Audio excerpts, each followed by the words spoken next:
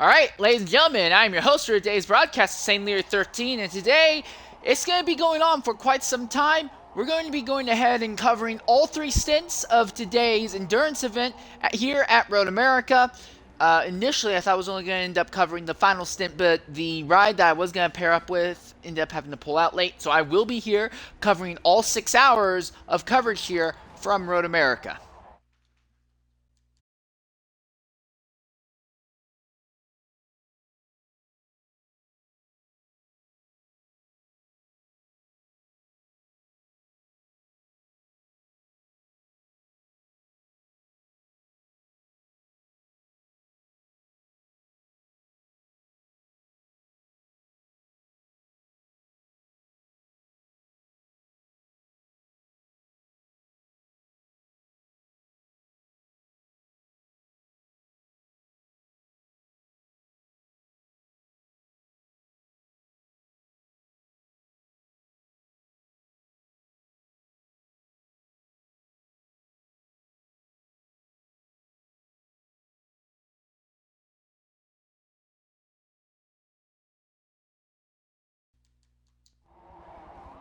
Alright, there we are. I wanted to go ahead real quickly and try to adjust the name of the broadcast.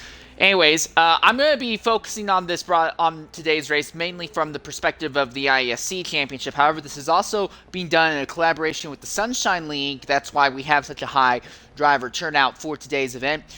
Some teams will see one driver do all three stints. Some will see drivers going back and forth. We're going to have larger DPi fields today than what we're normally used to seeing. LMP2 will also have a little bit wider representation, when the GT category will also be a little bit smaller. Road America is a more speed-focused circuit. For the GTs, it's not quite as speed-focused, but it's still top end's going to be very appreciated. But for the DPIs and LMP2s, considering that you can take the kink flat out, you're going to be spending large portions of this track today going flat out around the entire circuit. Real quickly, I'm going to go ahead and bring up the championship as it stands right now in the IESC series regarding the points.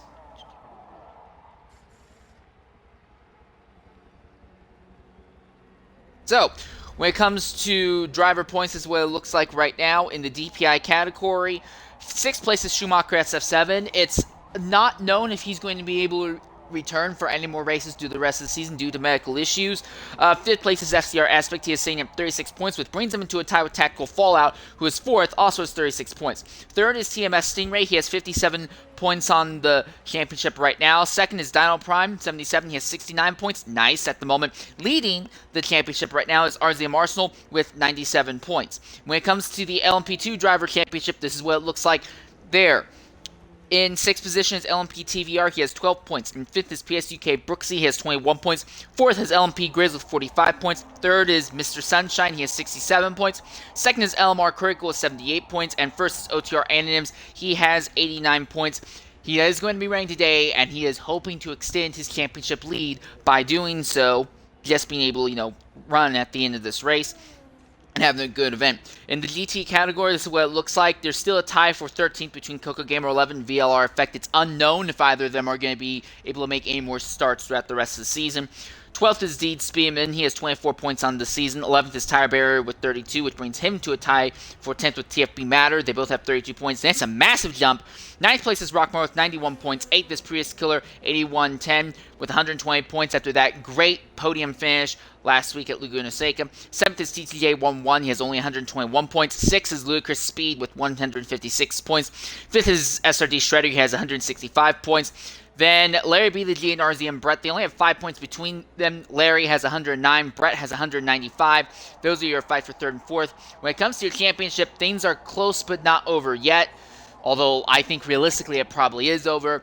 2nd is U5 AMVP. He has 255 points, leading his score Buffalo. He has 277 points, so a 22-point swing in Buffalo's favor. He has led the championship for the majority of the season this year, as unlikely he's going to lose it, being as the BMW is anticipated to be stronger than the Chevrolet at all the remaining tracks on the schedule. So at the moment, waiting on the last few drivers to properly ready up before we get underway for the event here. Qualifying was done in some private and public events that had been hosted over the last several weeks. Also of note, when you look at the balancing at the top, we're also going to have a lot more Fords showing up than we're used to. Fords will be taking the top 2 positions. Chevy will be starting 3rd. Then Fords will be in 4th and 5th. And then Chevys will have the... Oh, hello. Okay, that was weird. Game, please don't lag on me like that. Thank you. And then 7th and 8th will be Chevrolet DPi entrants. Then another Ford and another Chevrolet. So as you can see, Chris, that's a lot of DPs. Yeah, 10 DPIs. I had not realized we had that many DPIs. I did say that it was going to be a lot larger representation in the DPi category. In the LMP2 category, we're going to see another race with just 4 entries, though. Critical, Anonyms, Darkster, and Jagged. Now, and I'll get into a little bit more on how the points are going to play out a little bit later. In the GT category, fewer GT cars than what we're used to seeing here. We got EXR. He is in the Ferrari, and he'll be starting on the pole in that category. TNR Horizon is going to be there alongside of him. He's going to be in the Chevrolet. Then behind him is going to be Scored Buffalo. Buffalo, one of the drivers who was anticipated to try and go for podium for all of the stints today. The connecting and disconnecting people keeps upsetting the focus that this game has.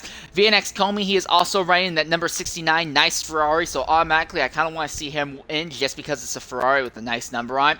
Larrybtheg is still representing the Ferrari and the much more minimalistic number 62 machine.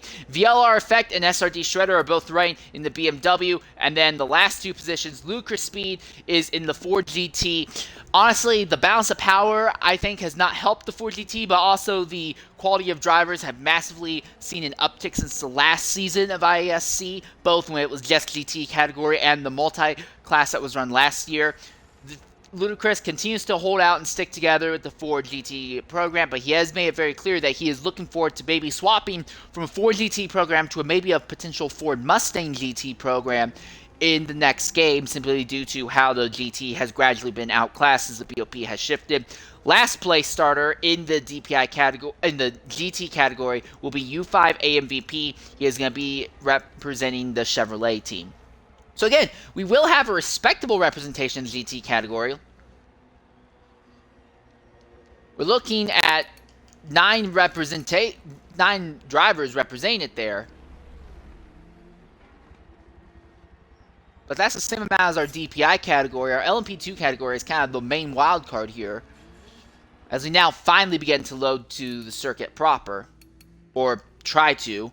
There may be a hiccup when it came to driver lines. So, of the drivers who are fighting for the IESC multi-class championships, points are going to be awarded as follows. If a driver who is only coming here as a one-off ends up finishing second, but the first place and third place finishers in the category are IESC representatives, the driver who's in third place will still end up getting second place points overall.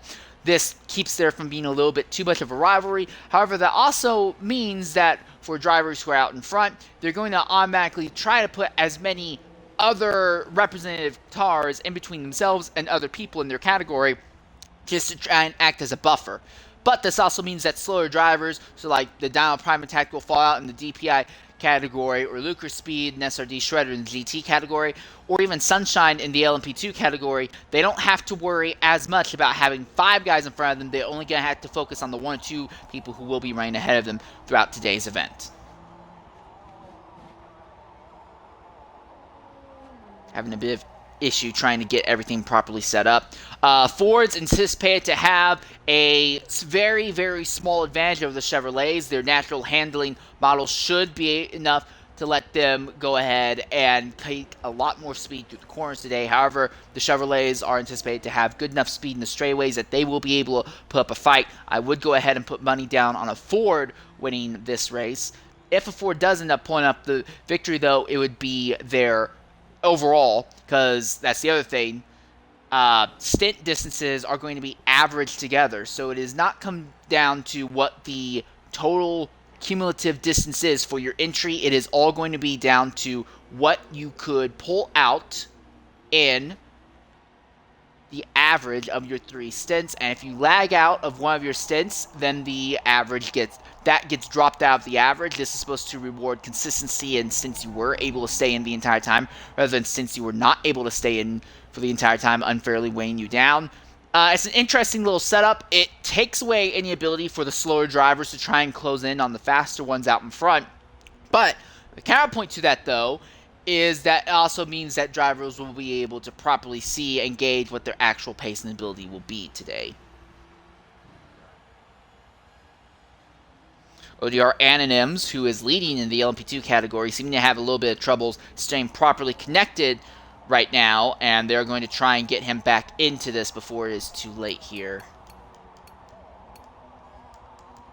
Hey, that's LMP TVR. So LMP TVR will be able to partake today, driving in the Porsche RSR.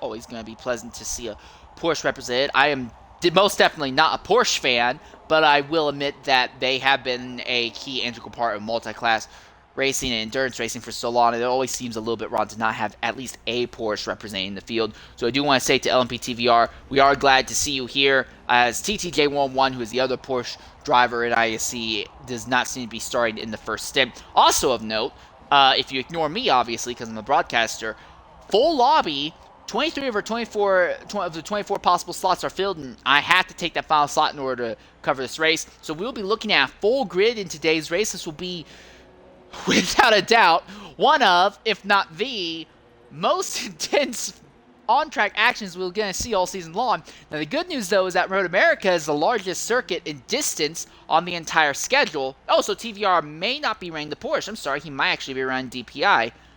Okay.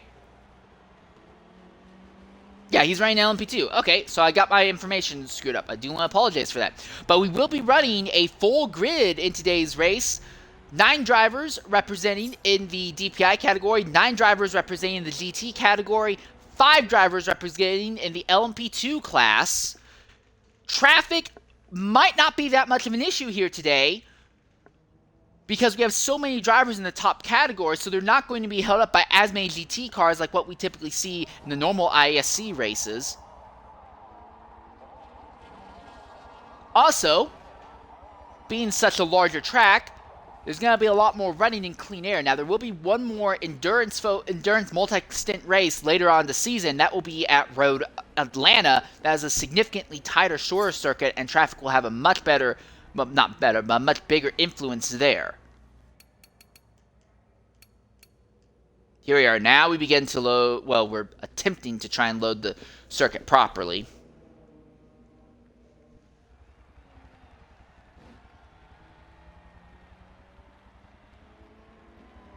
We're not going to be running the short, awkward, oval east route here. We are going to be running the proper full layout here. But we are struggling, apparently, with making sure that the lobby is properly set up and ready to go. 2 hours, so we're not actually running to the conclusion of 2 hours.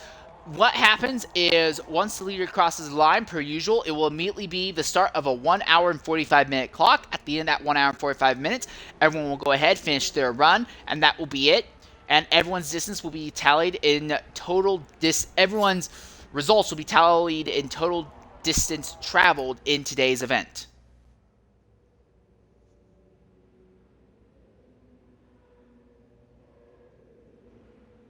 Also, there should be no risk of the LMP2s catching the DPIs. They just simply will not be fast enough to keep up with them. They do not have the horse. They will be able to be just as fast, if not faster than through the corner still, but they do not have the power to match them on any of the straightaways here. Maybe racing trying to get properly loaded in the rest of the way.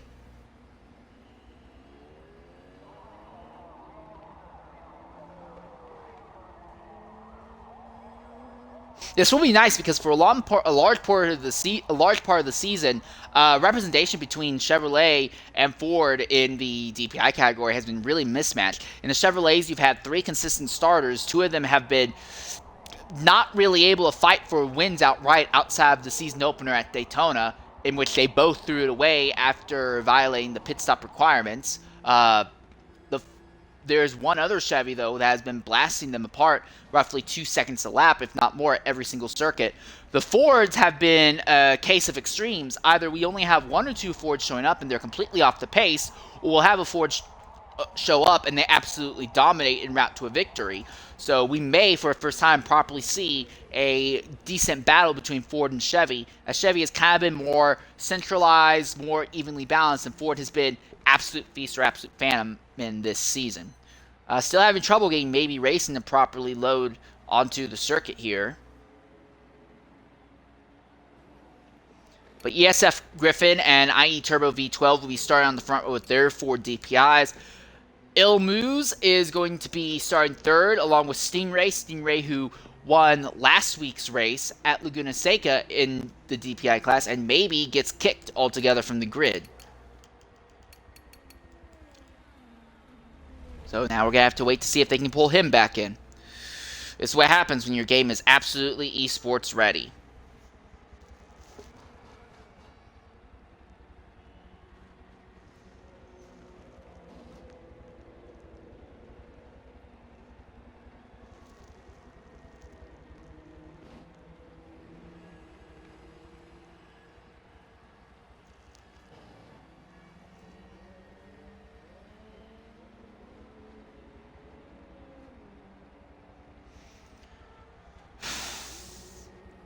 Hopefully they can get maybe racing going this time.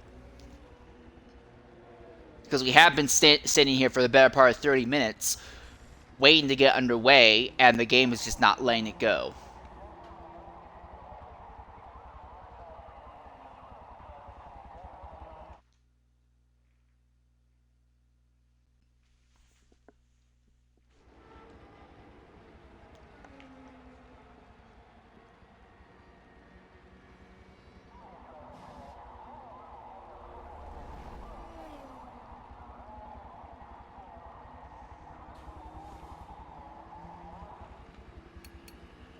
I have a feeling that we might end up having to start this race without maybe racing, because while he is readied up, it is showing on my end at least that he is having some sort of connective issues. Also, once again, we want to go ahead and thank Mr. Sunshine, who has been one of the main guys helping in unifying the IESC balance of performance, or as I like to call it, base of preference, with the Sunshine League base of preference. There is going to be a slight difference when how the overall setup is going to be in today's race when it comes to DPi and GT balancing. Not going to be so much that it's going to completely overhaul everything, but it is something to take note of in today's event. 23 drivers preparing to get underway here.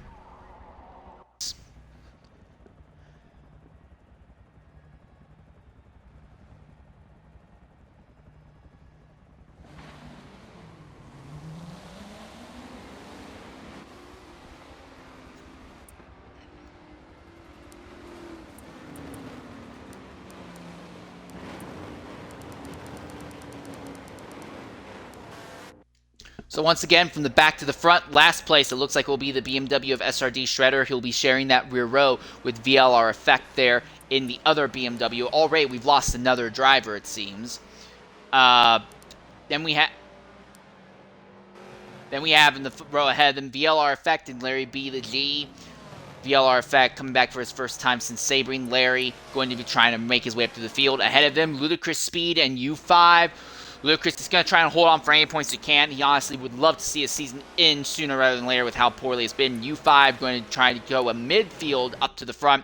Ahead of them, VNX0us is going to be there alongside Scored Buffalo. So a lot of Ferraris near the front of the grids. That will be an interesting challenge for the BMW to have to deal with today. And then at the front is going to be TNR Horizon.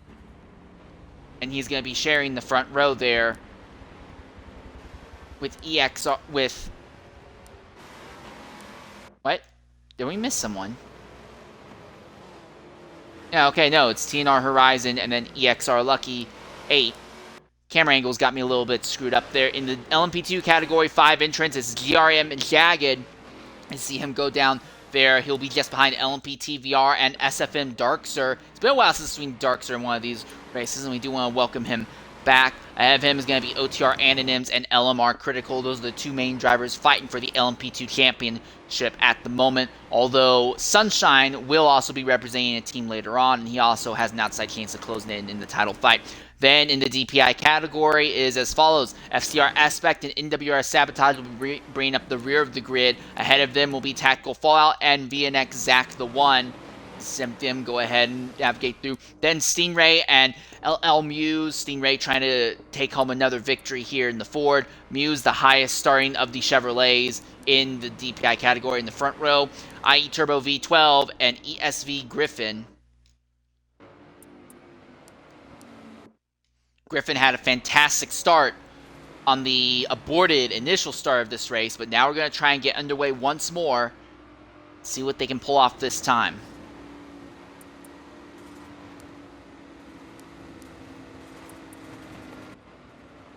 Following Turbo, will he be able to keep Stingray and LL Muse behind him as they come to the line?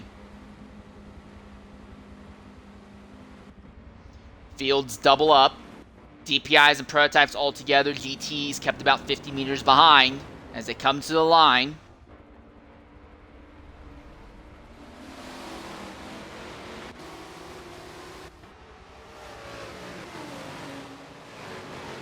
We are underway here.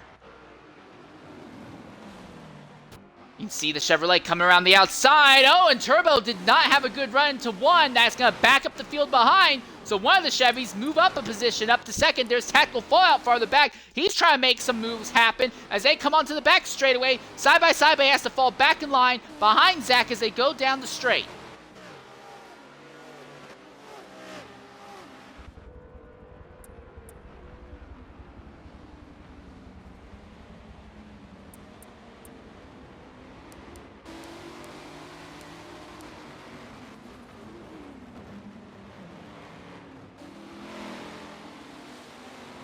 Stingray there in fourth position, hasn't been able to make up positions on this attempt of a start. Oh, and Tact goes well off into the dirt there, and NWR Sabotage goes off as well. Critical still bringing up the back of the grid. In fact, Critical right there in the LMP2s is actually fighting with the rear of the DPi category.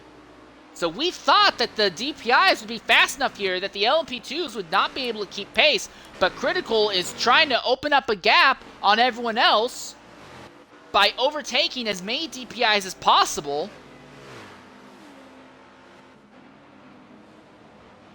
Field already relatively spreading out, though, throughout the DPi category. There is some fights going on, though.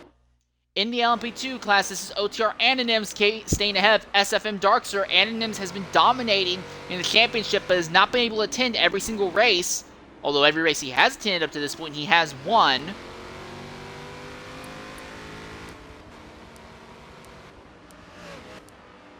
FCR Aspect has had a horrible start and has actually fallen so far behind. He ended up back behind all of the LMP2 cars. So it's been a very, very bad start for him. And then EXR Lucky here is already scooted away with a massive lead. Scored Buffalo has pulled out into second place, keeping VNX Chromie behind him. But Buffalo is the better part of a quarter of a straightaway behind the leader in GT at the moment. Not a whole lot of movement going on in the GT category. Comey coming around the outside. Can't make it stick. He may get another shot as they come down this long back straightaway here. Buffalo really sideways out of the rear of the car, so he does not seem to be as ideally set up for cornering as what we were used to seeing. That Ferrari behind has great draft down the straightaway. Does he make the move? He'll go to the outside. Buffalo defends the inside under braking for the second position in GT category.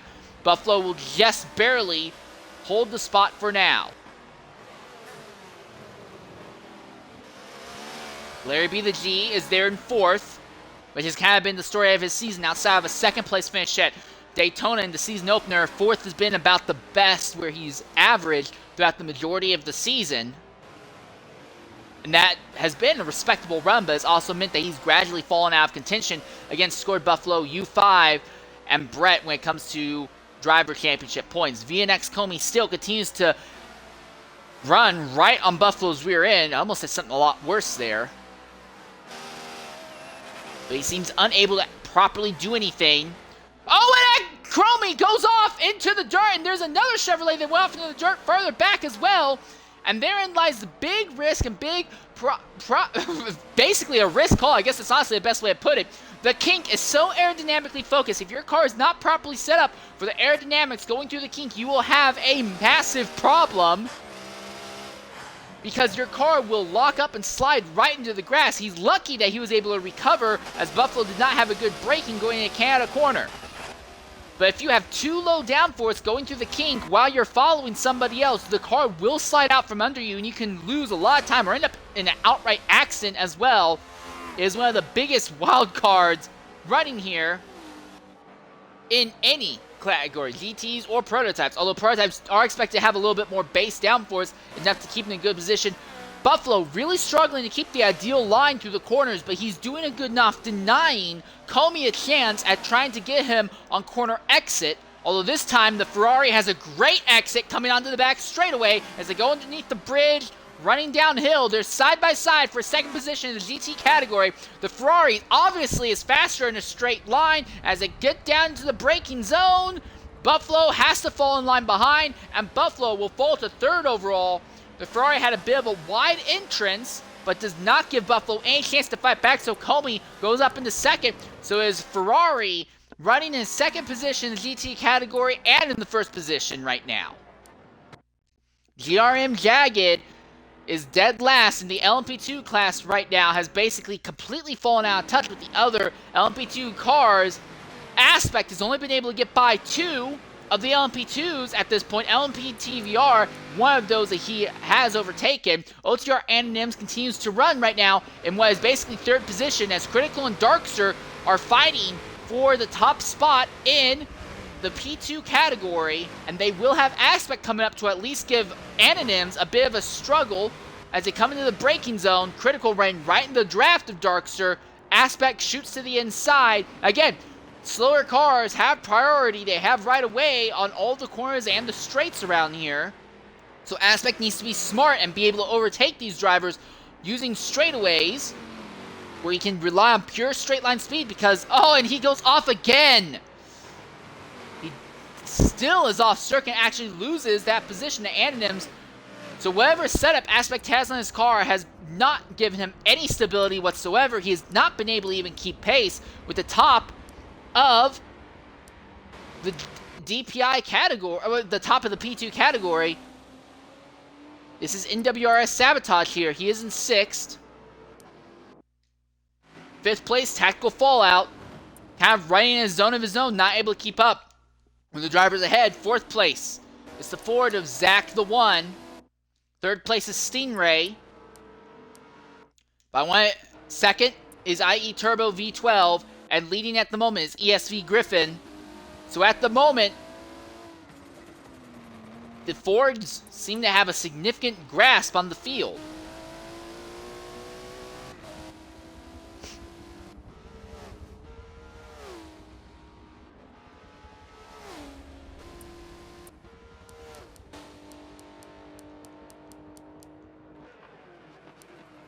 Credit to Moose. I should say kind of a lack of credit. Really seems to be struggling with the setup on that Chevrolet at the moment. But now he is doing his best to try and run back up through the LMP2 field as fast as he can to get back ahead of the likes of Aspect and Anonyms. So Muse, again, overall distance is the important thing. Overall average distance for your team across those 3 stints is what matters most here. And then per usual, the requirement is 2 stops for the LMP2 category, 2 stops for the GT category are mandatory. For the DPi category, 3 stops are mandatory.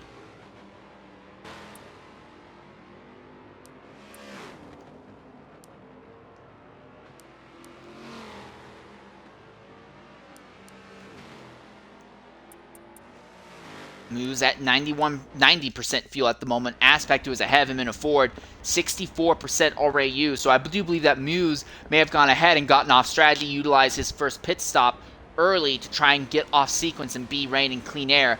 But he is running down his rivals in category right now. LMP TVR in the prototypes. And see, fuel has been going through relatively quickly here. So we're going to have to go off of distance gaps instead of time gaps by the looks of it. No, it looks like all of the telemetry is completely borked right now.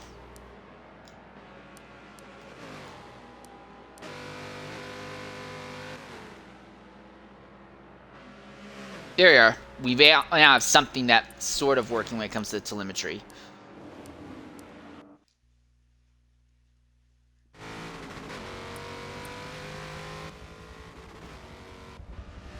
So this is 5th place Tact1cal Fall0ut, highest rank of all the Chevrolets at the moment. He has gone through 60% of his fuel. 4th place has, in the Ford, Zach has actually gone through a little bit more fuel at this point as they're overtaking Shredder, who is in the GT category at the moment. Dead last. Critical leads in the LMP2 fight, but just barely is a hard-fought 3-way battle between Critical, DarkSir, and Anonyms at the front of the grid. Again, in the championship, DarkSir is kind of irrelevant. It just comes down to who's ahead between Anonyms and Critical, and someone may have lagged out. And yes, FCR Aspect has lagged out by the looks of it.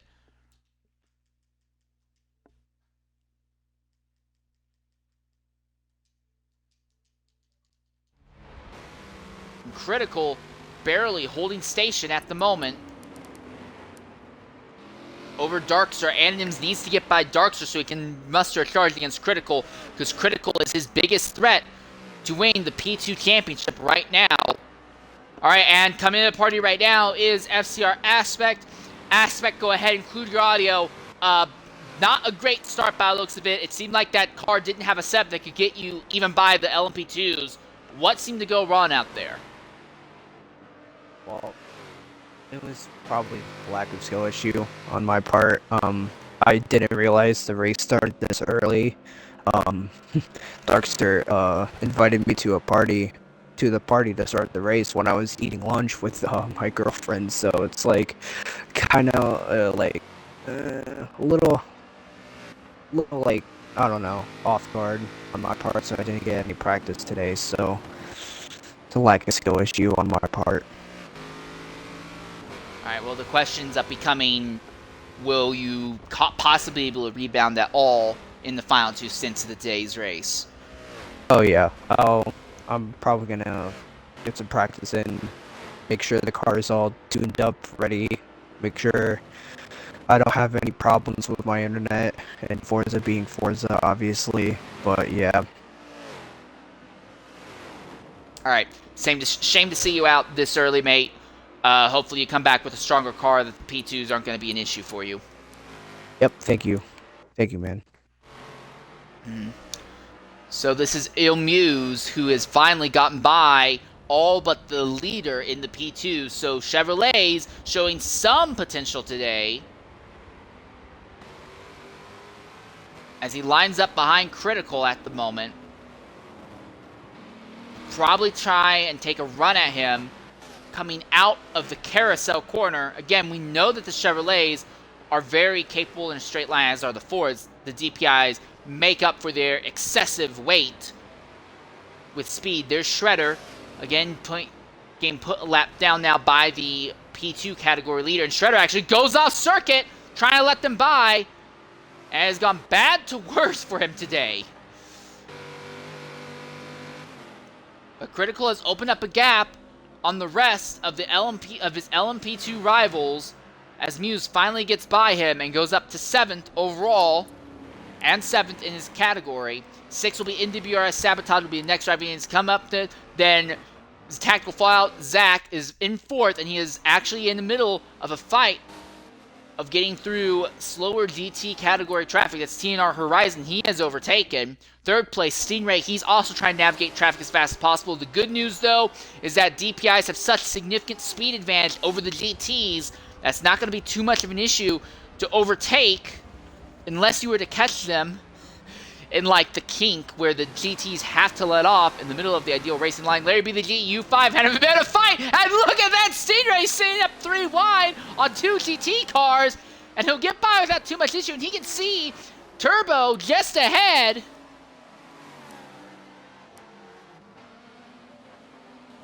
But at the front, it is Griffin, who has already blasted past all of GT category and sees nothing but clean air in the Ford. So Griffin having an absolutely outstanding start to the first stint in today's race.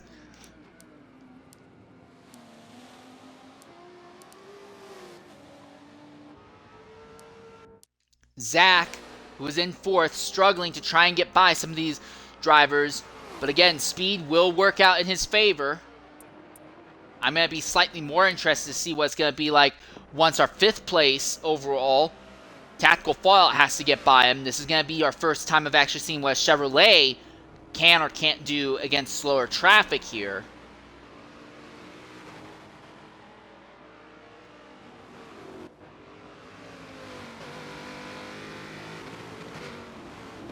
Tact pulls up and easily outbrakes Horizon to a braking zone. There'll be a bit of a gap until he catches up.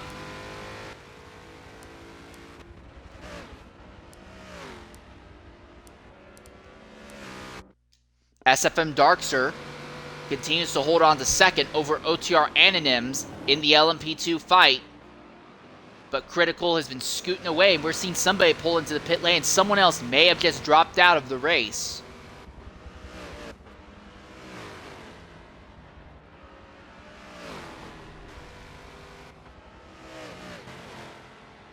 Darkster has gained a position as Sabotage is actually making his first stop at this stage in the event now. But who dropped out? And that is TNR Horizon. No, Horizon's still in. He's just a lap down. No, it's Ludicrous Speed in the Ford category, and Ludicrous Speed has fallen. And we may have just lost another driver.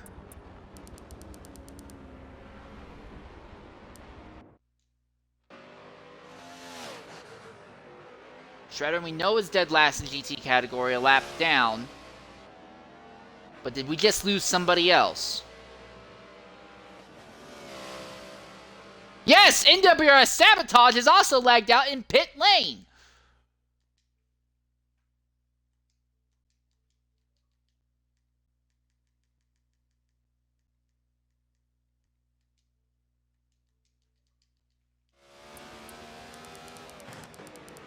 So stability having a massive impact here, but at the front, it is ESV Griffin who continues to run.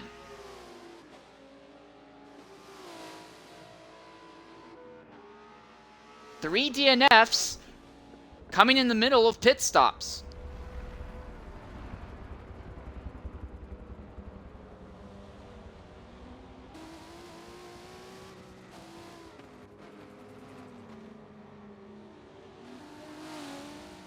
There is a possibility, I do want to go ahead and throw this out there, due to the high fuel burn rate, word is that DPIs may have to run a 5 or 6 stop race.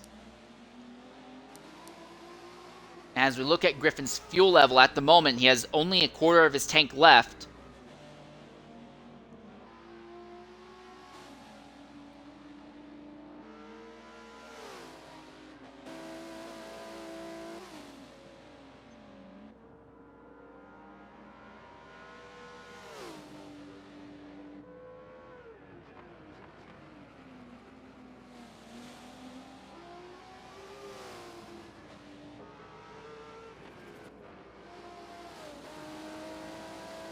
So Griffin not quite through 20% of his fuel load at the moment. Well, not quite through 80% of his fuel load. As we see SFM Darkster actually losing a position. Did not expect to see that. The telemetry at the top is completely borked. I can't do anything about that. So I'm going to go ahead and just set the telemetry at the top to grid changes from where everyone has been at the start of this race. It's basically going to be the only serious information you'll be able to get. Did I just crash your party that you were hosting? Okay, well, coming to the party right now is Ludicrous Speed in the 4GT car. Ludicrous, bad season, and it looks like it's only getting worse here. What happened that took you out so early? Forza lobbies. That's literally it. It's Forza lobbies. We've had, we were supposed to have a full 23 car grid to get today.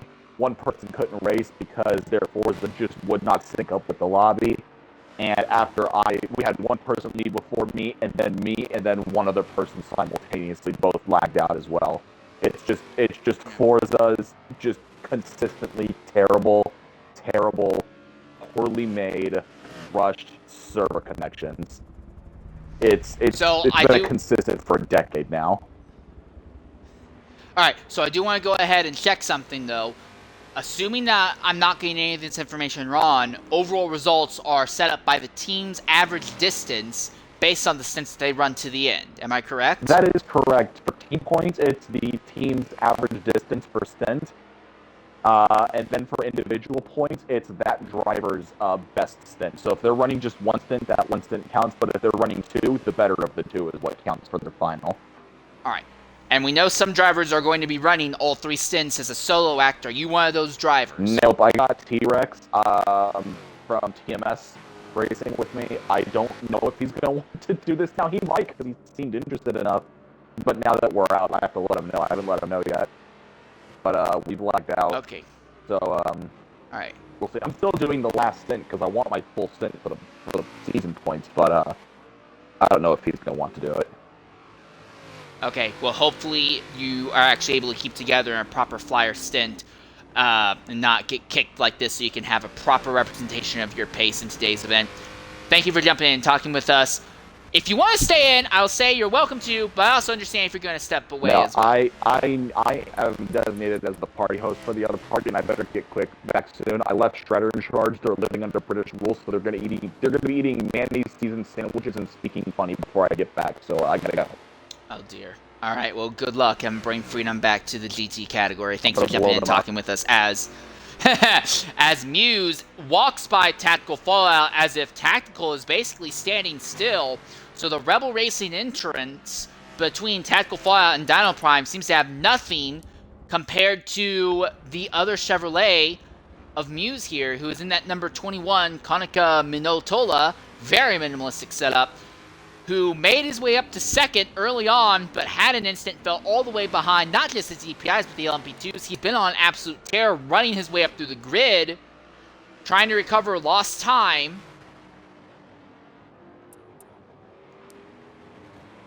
Fourth, though, Zach the One is a long way back. Third place is Stingray, still in the DPi category. As you can see, the BMW of, I believe that is Shredder, who puts another lap down. And your leader is pitting. Your second place driver is pitting. Oh, and that's a cut! And Stingray makes a cut! Stingray makes a cut! And that is going to likely result in a penalty in the race!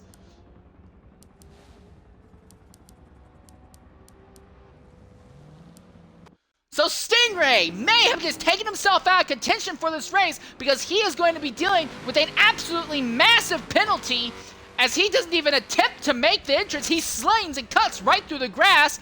Meanwhile, Il Muse able to go one lap farther in the Chevrolets. This is going to be massive for him. He's going to come out in second position overall. So the Chevrolet DPIs may not have a pace advantage, but they may have an advantage in being able to go further on fuel. This also brings Tact1cal Fall0ut up into third position for only a lap, though, before second and third have to pit. But the driver right behind him, i.e. Turbo V12, he may be fast enough that he will be struggling to get by the Chevys ahead.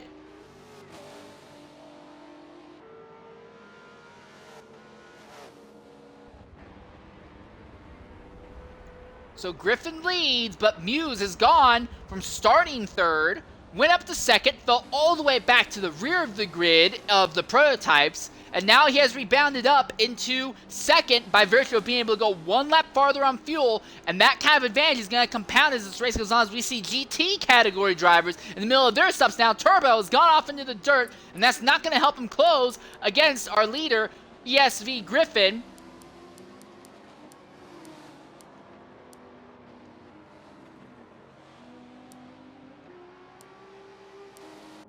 Scored Buffalo at the moment, though. Leads in GT, I believe. Unless I'm seeing this wrong. Nope, I am wrong. That is EVR Lucky. So EXR Lucky continues to lead in the Ferrari. We are seeing GT drivers go through their stops at the moment. But Lucky still has a lot of fuel left in that Ferrari. Tires may actually be a bit more of an issue. Again, the tire fall-off doesn't really kick in this game until you get to about the 80 to 85% mark. You can see the left front on Lucky's machine. He's at 50.7% wear. He still has a bit more than a third of the fuel left in the tank. So Lucky going very long on fuel has really opened up the gap between himself and second place in category. Scored Buffalo. As we look at Buffalo scenario, same on fuel, but he is way better when it comes to tire wear at the moment. So for Lucky, it may end up being that this last lap, depending on how aggressively he burns the tires, the last lap might be a scenario where he struggles hard, and that may be where Buffalo closes in a bit.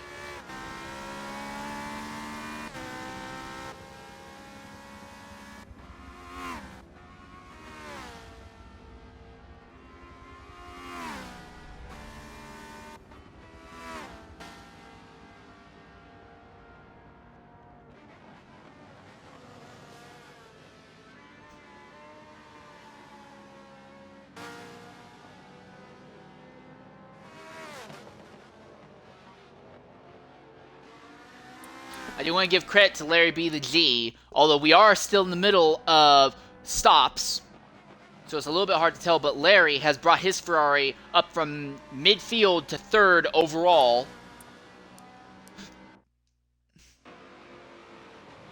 Is TNR Horizon, who is in the Chevrolet representation. Very good on fuel, as you can tell. I honestly think he's going to be another one of the drivers where tire wear will be more of an issue for him than fuel.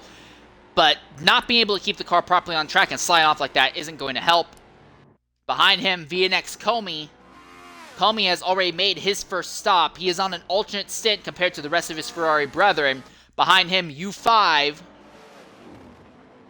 As you see, Griffin, who is your overall leader, playing him another lap down. U5 has just recently come out of pit lane just a lap before. Behind U5 is VLR Effect. Effect has only run one other race thus far this season. That was at the second race at Sebring. And then Shredder continues to run dead last. It's been a horrible run for him. But if Shredder and Lud1cr0us are only able to run in this sit, Shredder will continue to open his gap against Lud1cr0us in that fight for 5th in GT Drivers' Championship at the moment.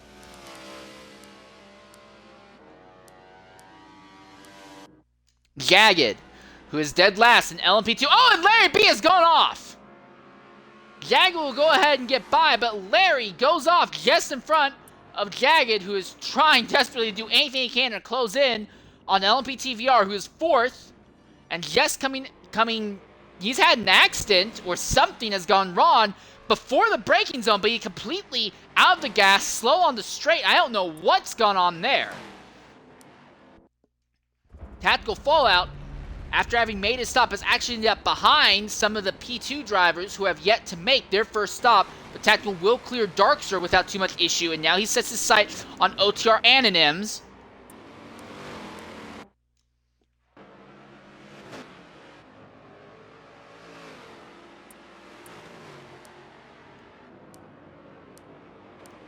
LMR Critical continues to lead overall. 6th. Well, not overall, but lead in his class. He is 6th overall. And all this, we have seen Muse continue to pull off hot lap after hot lap. He has recovered from his incident, and he is now in 2nd position. The gap between himself and ESV Griffin is closing with speed, but Muse still has yet to make his stop. Tact1cal Fall0ut was able to go 1 lap longer than the rest of the category, but Muse, I think he is running a very low downforce setup, as probably getting all of his turning ability out of straight line speed, out of mechanical grip, potentially.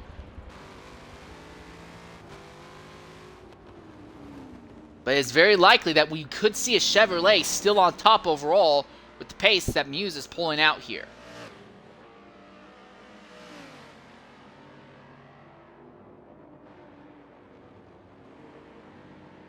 Right now, Griffin's going through the carousel. I'm curious to see, or listen at least, if Muse is laying out of the throttle going into the kink, if he's running that low of a downforce that he's given up on straight line speed going into Canada on top end. Now, he's still laying on at full throttle going through the kink, so whatever setup that he has, it still gives him enough grip that he's able to navigate the kink, although he definitely seems to be extending in a lot of areas like the exit of Canada corner here. But we should be seeing him come into the pits here. As you can see, he's only got 3% left in the tank, so he will lose several of these positions he's gained at this moment. But Muse making what seems to be a last to first challenge overall in the prototypes, not just within his category, although that's a given. But we'll see him fall back to third, probably fall all the way back to about 5th position, I think.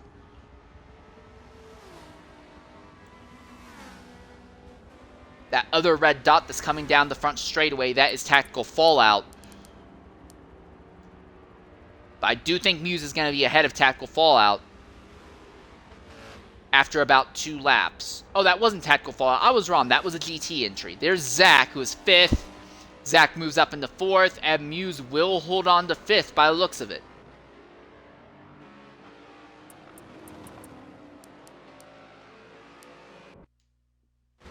Farther back in the P2 category fight, Darkster has fallen off a bit of Anonyms. Tact1cal Fall0ut has walked by both of them, but not by as big of a gap as we thought.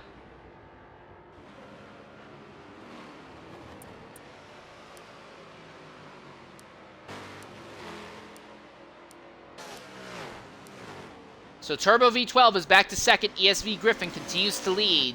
But the Chevrolets are on a massively alternate strat compared to the Fords at the moment.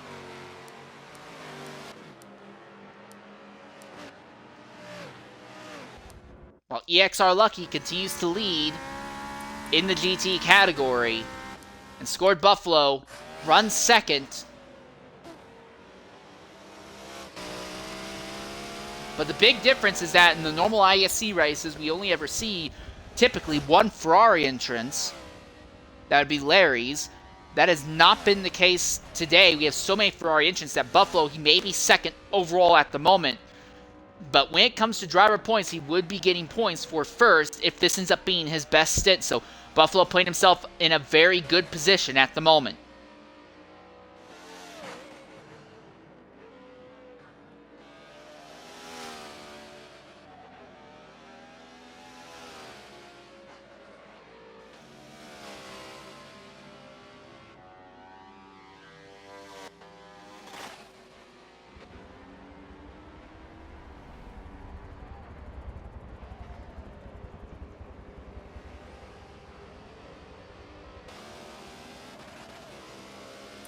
Seeing more drivers coming into the pit lane.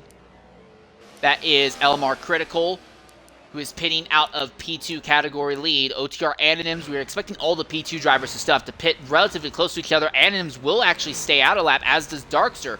So Critical actually pitting earlier than his closest rivals in the P2 category. So he will fall back behind them as Anonyms takes the lead once again here at Road America in his P2 category.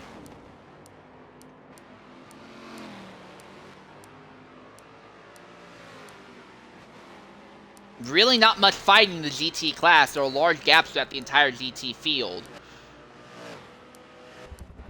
Jagged has put Lucky a lap down finally, but they are in different categories. Jagged last of the P2s. LMP2 he is in the pits right now, but we're likely going to see Jagged pitting on this lap or next, so that's not going to have a big impact. In fact, yeah, there is Jagged coming in the pits now.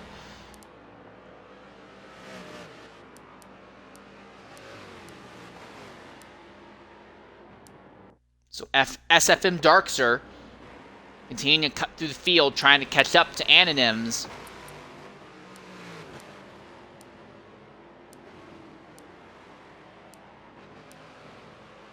But yeah, massive gaps throughout the entire field at this stage in the race. And with no yellow flags to speak of, and we have had 3 disconnects leading to DNFs, but massive gaps throughout the entire field thus far.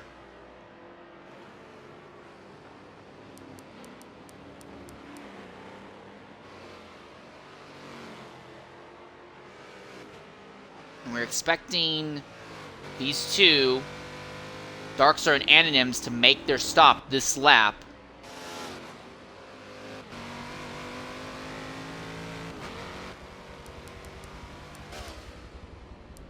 A big question I have will be Stingray cutting into the pit lane entrance may end up costing his run here, at least in this first stint. May result in a post-stint penalty against him.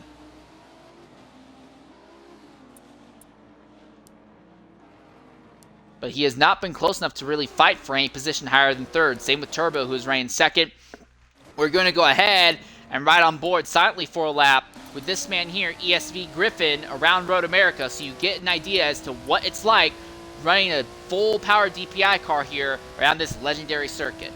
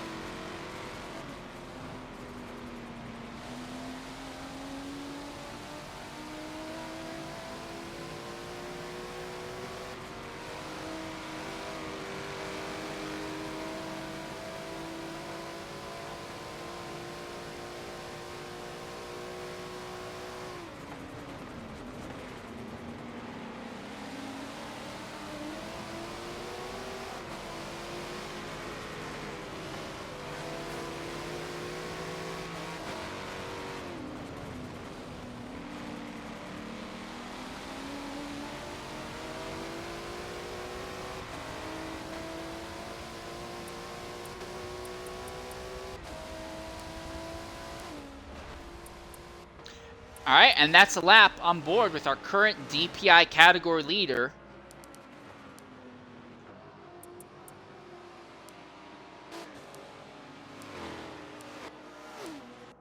I want to go ahead and look real quickly at the potential battle that may develop for 4th place. Muse continues to close in on the drivers ahead, and not only does he have great pace, he is on an alternate strategy that may award him extra positions by possibly making one less pit stop at the end of this race. As Zach, who is in a Ford up ahead. Zach has been running in 4th position pretty much since the end of about lap 2. And Muse is closing, and doing so with speed.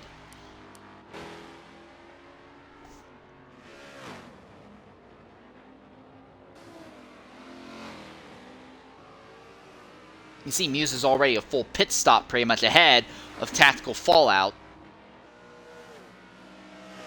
The gap, 1.1 seconds at the moment.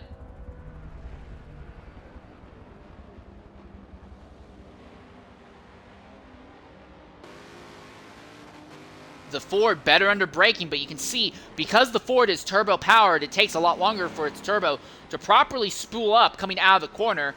Muse is in a Chevrolet that is fully naturally aspirated. The moment he puts the power down, it's right there willing to give itself to him. And you see that he seems to be closing small amounts, coming onto small straightaways and out of corners. Now it's down to 1 second. As they come around the carousel, for Zach, if he can maintain a decent amount of turbo spool in the car while navigating this corner, he'll be able to stay ahead of Muse. But again, Muse seems to be closing. I think he is leaning into the advantage of the Chevrolet's naturally aspirated engine, and that's where he's gaining the most time, at least right now, against Zach, who is in that turbo-powered Ford just ahead of him. Again, don't get me wrong, there are other things going on, but right now the prototypes are kind of putting on most of the shows right now. GT category has gotten very spread out very quickly today. Zach already down now, so in that final few corners, he cuts down about 6/10 of the gap between himself and Zach. He is now within the draft of the Ford.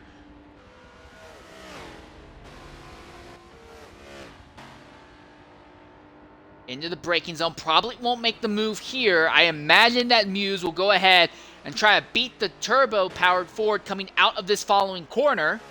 Turn 3 officially, but realistically it's the second corner here, and just try to out-drag him down the straightaway. It would be a bold strategy, but I think that's the one that will give him benefit, especially if Zach has a bad run coming onto the straight.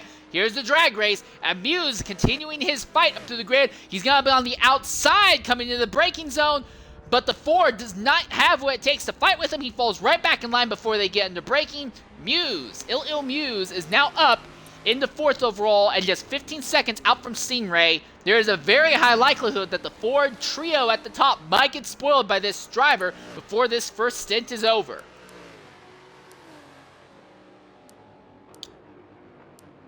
Critical has opened up a 16-second gap on this fight for second. Darkster runs roughly a bit more than a second behind Anonyms.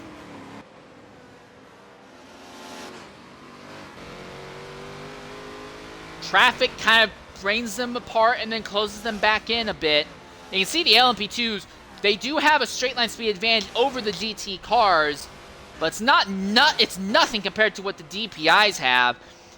And that means that the P2 drivers still have to be practical when it comes to overtaking the slowest class on the grid here.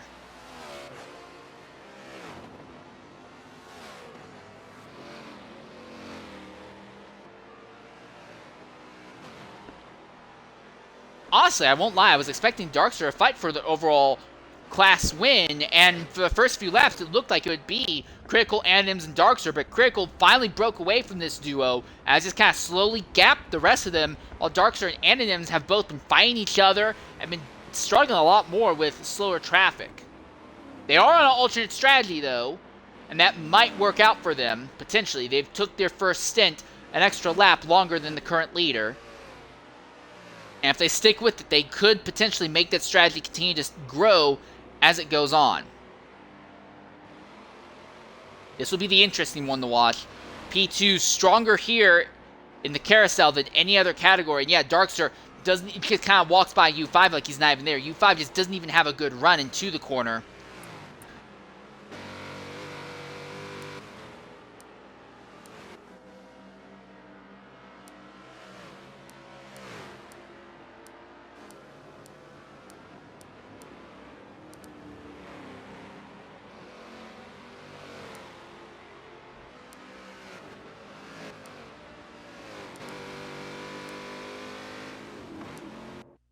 The LR Effect putting down a respectable but not great run at the moment in the BMW. As at this point, I believe all of the GT cars have made their first stop of the day. Yeah, definitely. Or at least, in fact, definitely has already made his first stop. Trying to keep a gap open above Larry B the G. Larry has been kind of in no man's land for a large part of the season. He's in no man's land again, but uniquely enough, he's not in no man's land in the sense that he's just kind of running by himself, not able to do anything. He is closing, but not in a position to really do anything and have an effect on the actual race results. He is so far down the GT category at the moment.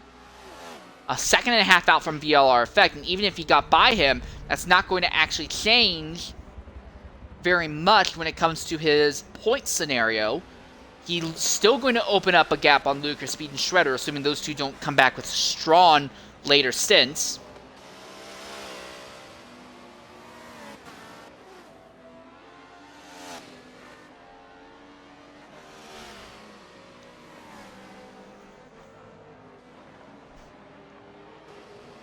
Effect trying to add a bit to his points total. He is going to break out from his tie at the back of the points grid with Coco Gamer, though, from his performance here. That is pretty much a guarantee.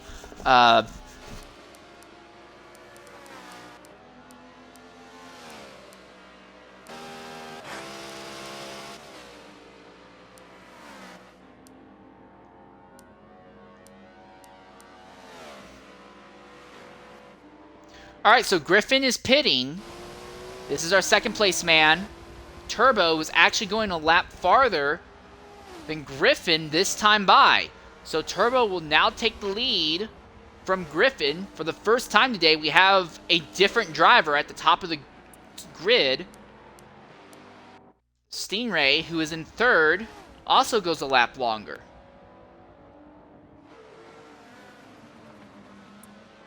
So Griffin seems to be doing some level of short pitting here. Stingray will have to pit this lap, though. The wild card will be the man in fourth, Muse, who's on a radically different stop strategy. He still has 38% left. And I don't know if the Ford drivers realize that he may be the actual man they're fighting for this race win. Stingray now in second, trying to keep Griffin behind. Any chance that he can hold up Griffin on this lap will be a chance for Stingray to potentially close up the lead fight, and hither might end up leading to a scenario where you can fight for a position higher than third. Big lockup by Scored Buffalo there. Second in the GT class. Stingray's by. Griffin gets by without too much issue. Stingray's going to be very close on fuel. When he comes to the line, though, he may have pushed it just a little bit too far. It's going to be close. I think Stingray will just barely have the fuel to make it to the line. Griffin is right behind. Does Stingray have the fuel to make it to the pits? I think he will. It's going to be close. He's going to be on fumes as he goes up the hill, but he will have enough fuel to make it.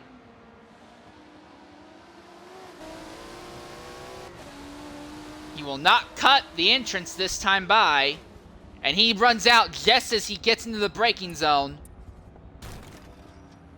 Turbo also making a stop and actually making a little bit of contact in the pit lane. So Muse now in second, and is Griffin ahead, but the gap between Griffin, who retakes the lead, and Muse now down to 6.5 seconds and continues to close.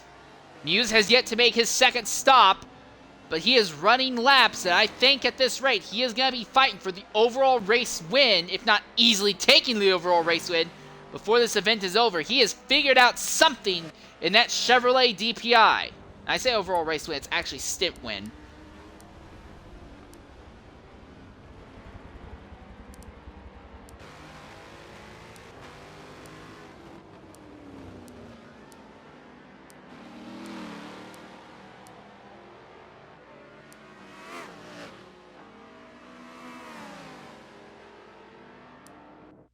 Once again, we take a look at this little fight between larrybtheg and VLR Effect. Larry still more than a second out, 73% fuel, but some significant front tire wear. The driver he's fighting, this BMW, a lot more tire wear all around, and he'll have to make a stop relatively soon here. So these two are on radically alternate strats right now. Here comes Stingray, who is fourth overall in DPi. Held up by Effect just a bit there.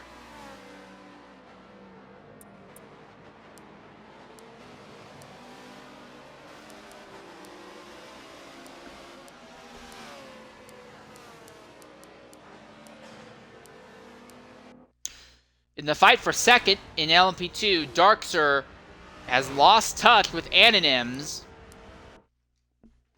And Anonyms at the same point has also completely lost pace with Critical. Critical has opened up a fantastic run against Anonyms right now.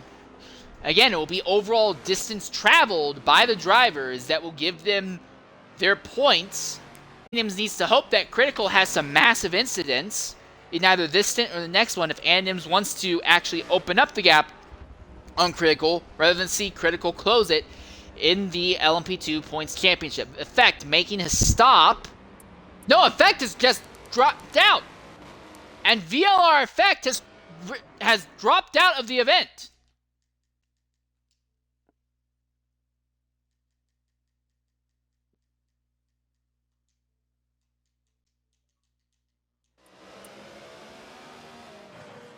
So that is our 4th dropout of the day. All right, and coming to the party right now is VLR Effect. Effect, go ahead, make sure your audio's included. You're having a interesting run in the middle of the field, but all ended. What happened that took you out? Lagged it. I had a massive speed up lag going around the corner, and it just put me into a wall. Alright, well, will you be able to come back and run any of the remaining stints? I'm seeing what my teammate wants to do, because it's up to him now, because I've got to do stint 3, let's see if he wants to do his stint 2. Alright, well, it's a shame to see you knocked out like this. Hopefully things turn better for you later on. It is nice, though, to see you back in a IESC race, first time since Sabring, and we do appreciate that. Yeah. I'll get there. Well, that's the word from VLR Effect. Not a good run for him whatsoever with this horrible ending to it. He will finish 19th near the back of the GT category, not classified as rain at the end. This also kind of takes away the only significant battle that was going on in the GT class. EXR Lucky 8 continues to run with a 9-second gap over Scored Buffalo at the top of the GT category. And interestingly enough, this Ferrari has pretty much dominated all day, and has not been something I've expected to say all season long. It's been, again, Ferrari did put on a good showing second at Daytona, but every other race, it has been Chevrolet versus BMW at the top. Credit to the Ford category. They did put on a podium at Sabring, and the Dodge Viper program got a podium at Laguna Seca last week. But Ferrari has basically been irrelevant outside of that second place at Daytona, and now they are leading strongly here in the GT class. It warms my heart to see that. But Lucky is not fighting for IESC GT Championship points. That goes to this man here, Scored Buffalo. And with his massive gap over all of his rivals right now, it's looking very much like Buffalo will go ahead and continue to extend his championship lead.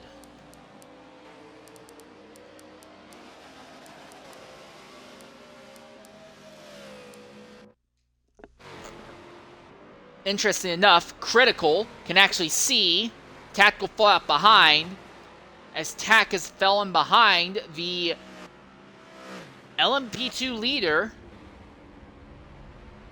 And for the Rebel Racing entries by Dino Prime 77, Tact1cal Fall0ut, that has kind of been the look of their season. And I hate to say this, but now that we see what the actual both Chevrolets and Fords can perform here at Road America, I hate to say it, but it seems like the Road America, the prototype effort by the Rebel Racing duo has been simply not up to snuff, and has not been able to perform at level. And I do want to go ahead and apologize. I was under the impression earlier in the season that they were putting on a respectable showing, and there was it was more of a talent discrepancy, and that the BOP should have been adjusted. Now I can see that does not seem to be the case. It does appear that the Rebel Racing effort has just not been able to step up and put together a proper effort this season anywhere except the season opener at Daytona. And then there, they got disqualified for only making 3 stops when the required number of stops for the top class was 4.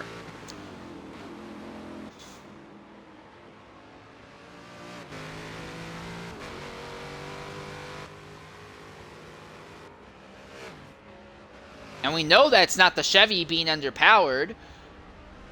Oh, and someone else, did they just drop out?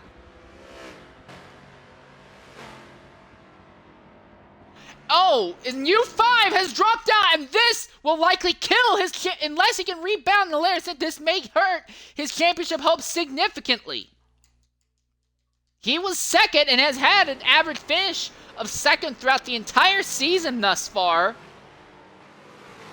But that may not be the case, as U5 drops out. Coming into the party now is U5. U5, go ahead, include your audio.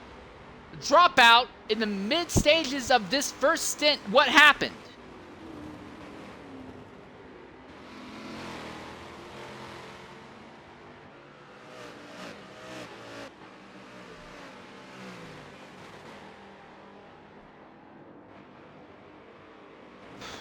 Well, hopefully you're able to get... Oh, and Jagged has an incident there right in front of our LMP2 category leader. Oh, this ain't great for Critical. I'm sorry to ignore you for just a moment. Kind of interesting moment on the track. But it looks like Critical will finally get by Jagged without issue. All right, well, there are still 2 more stints to help to try and close in the championship fight. Do you think you might be able to, you know, take some clarity and put together a stronger run in one of the remaining 2 stints today?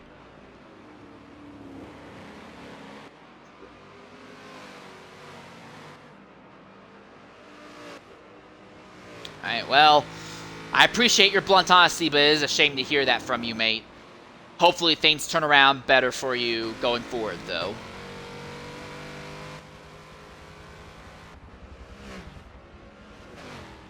Alright, well, that is the word from U5, who won earlier this season, and then has also taken home second-place finishes throughout almost every other race this year. Obviously not Daytona, but still looks like his run today is coming off the rails due to both allergies and just the car not being up to snuff to the Ferraris and BMWs at the front.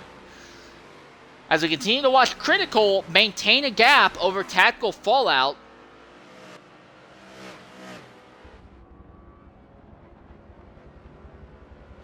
The Chevrolet DPi comes to the inside, tries to outbrake the LMP2 Class leader,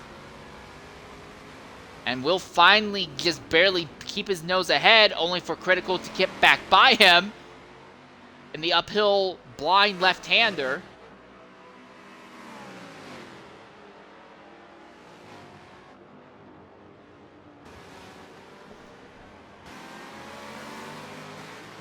So while Tact1cal Fall0ut is faster than the P2, it's not by a massive amount.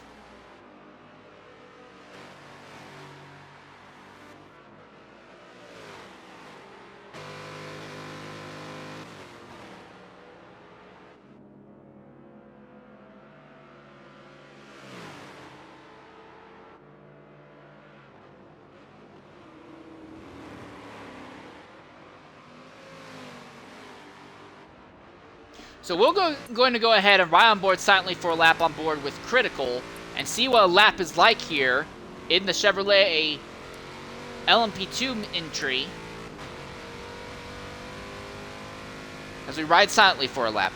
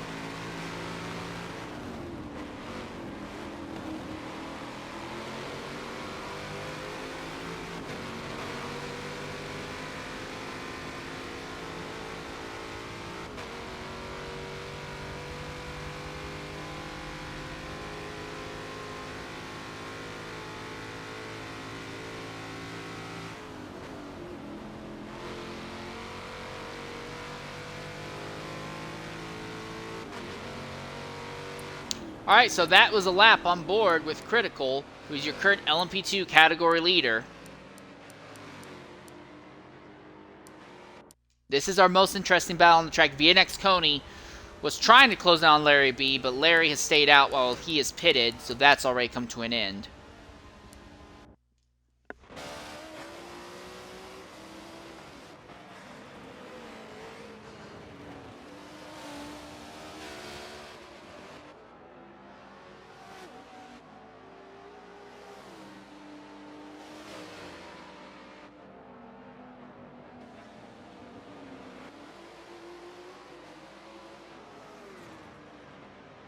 As we watch our leader, Griffin here, continues to blast the entire field apart.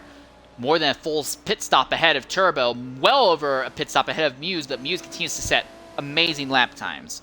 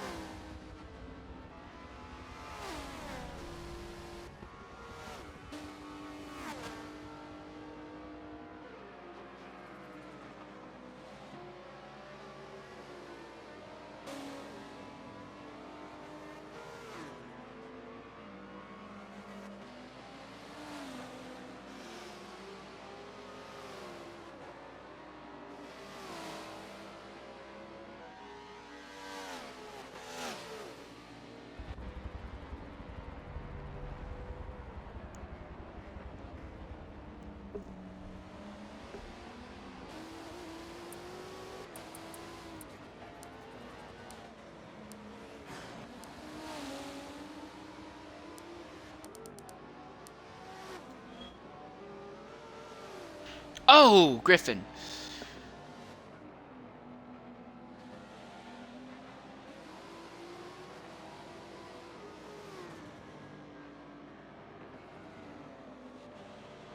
Let me check lap times real quickly, actually. That's not what I wanted to hit.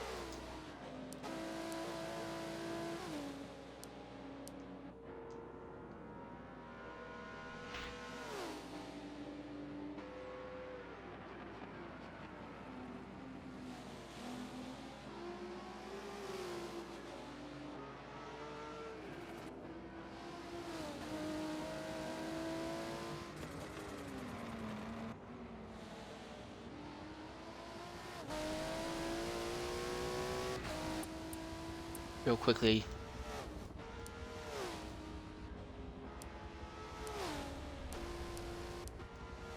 Okay.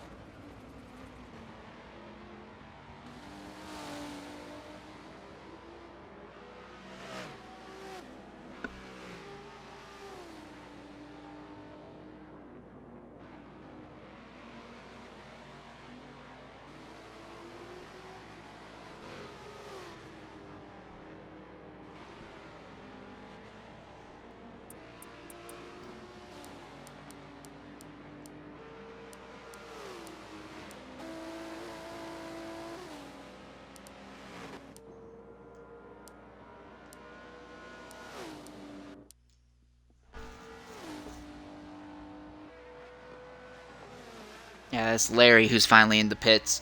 So this fight between Comey and Larry now swaps, and Comey has the advantage over Larry now.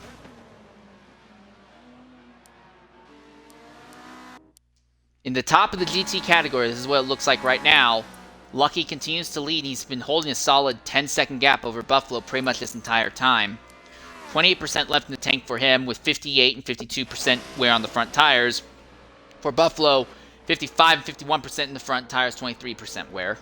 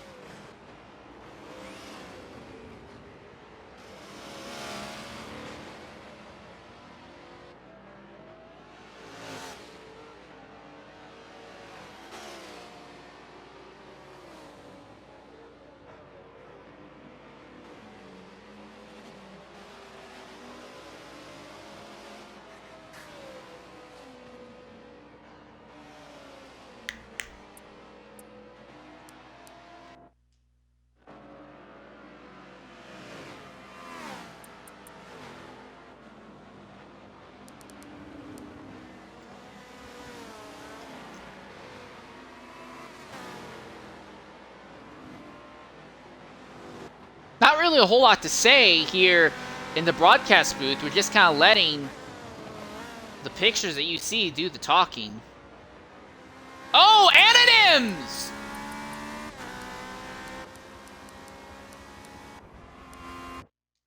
And that will help Darkster close the gap back down on him, as Anonyms struggling to get by the leader in the GT category will bring Darkster back up to it.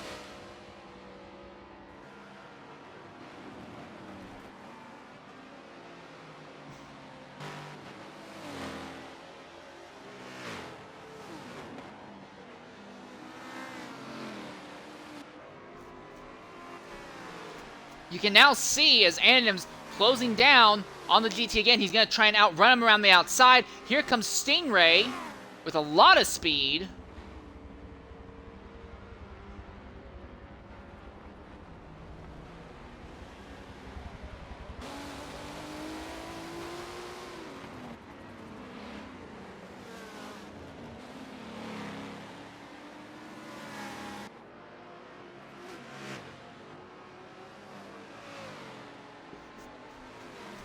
Anonyms trying to open the gap back up against Darkster. Darkster about 2 seconds out.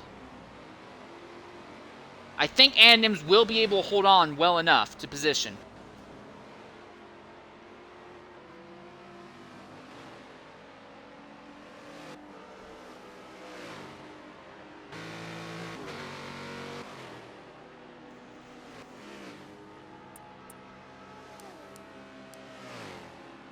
Seventh place, Critical, making a stop, so Anonyms hoping that he'll be close enough that he can capitalize. But I don't think so. I think Critical is just about the majority of a pit stop ahead, and then even if that's not the case, Anonyms will have to pit sooner rather than later.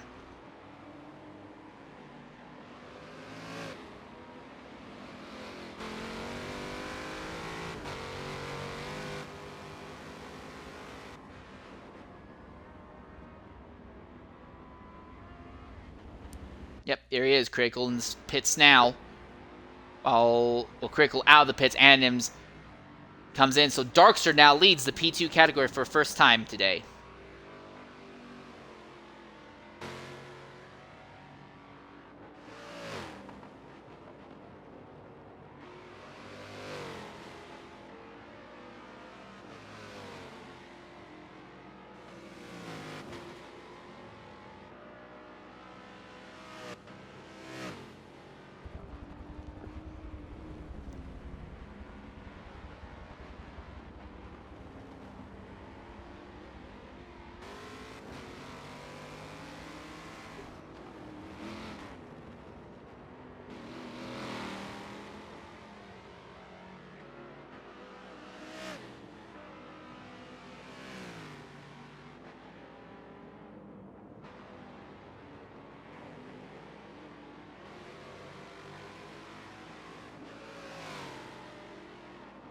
So at this stage in the race, we have about 35 minutes left in this stint.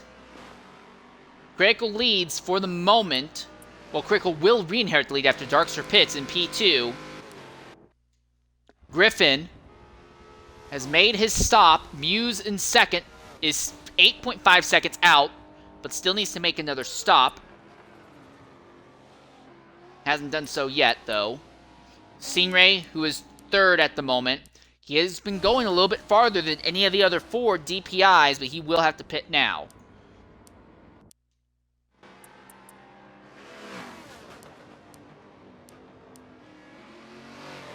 See there, 30% left for Muse, so that's probably 2 to 3 laps that he has that he can stay out on track as he tries to close in on this man here, ESV Griffin. And you have to wonder, if Muse didn't have the instant that sent him to the back at the start of this race, could he have potentially done something, Griffin? Could he have closed in and fought with him earlier on in this race? Because he's absolutely had the pace to cut through the entire grid like butter. And there is still time, more than 30 minutes left, so it's not over yet. But, man, Muse could have been the one dominating today.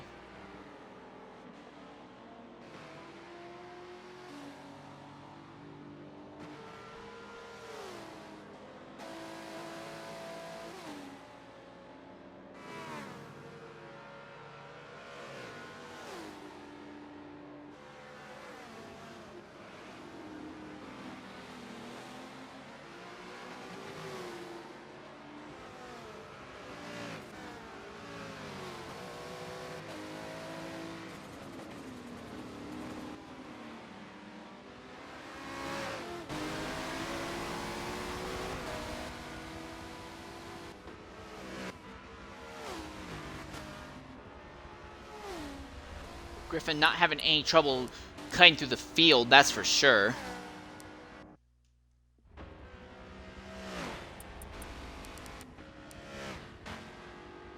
Muse's charge on Griffin seems to have stalled out between the 8 and 9 second mark at the moment. Muse, though, is dealing with cleaner traffic. Well, cleaner air. There's not really any traffic right ahead of him at the moment. But again, for the DPi category, they have such a massive speed advantage in the straights that even when they do catch GT or P2 traffic, it's not hard for them to duck out of line and overtake. The problem becomes more whenever they're catching them going through the slower corners.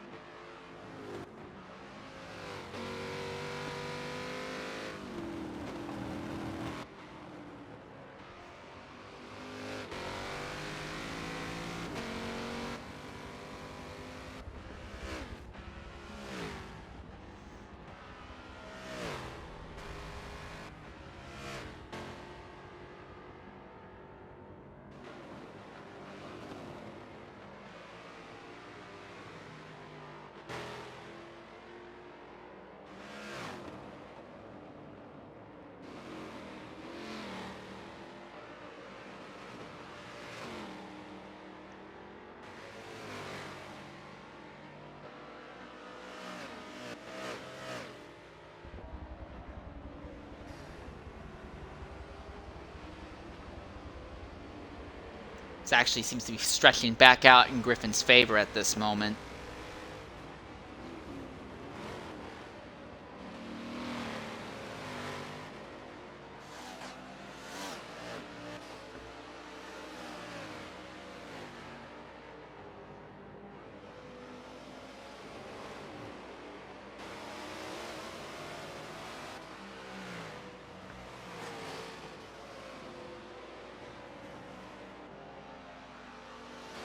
scored. Buffalo kind of holding up Muse, so it seems like Griffin's a little bit better navigating the traffic than Muse is. That's LMP TVR, who is mid to rear of the field.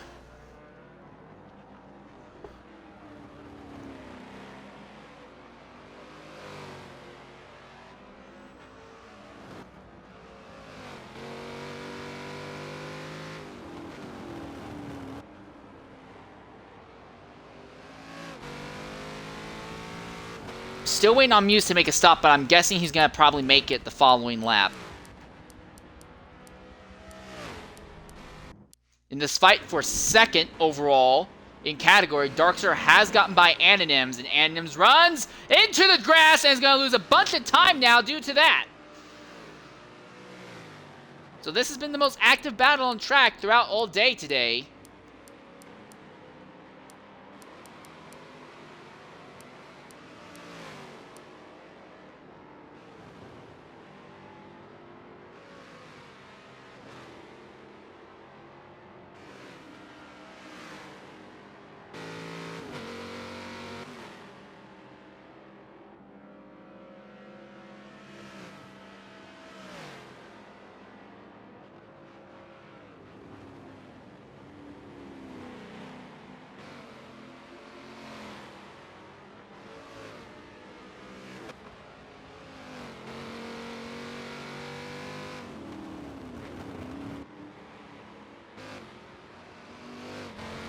Looks like Darkster has the advantage here, and we're going to have to see if something happens to Darkster going forward.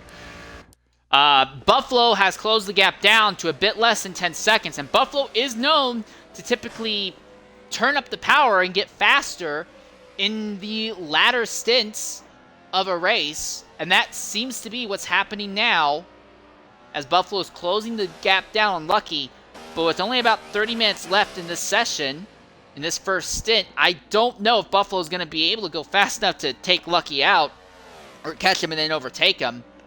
He'd have to close at a rate of about a third of a second a lap, if not more, and I just don't see that happening right now.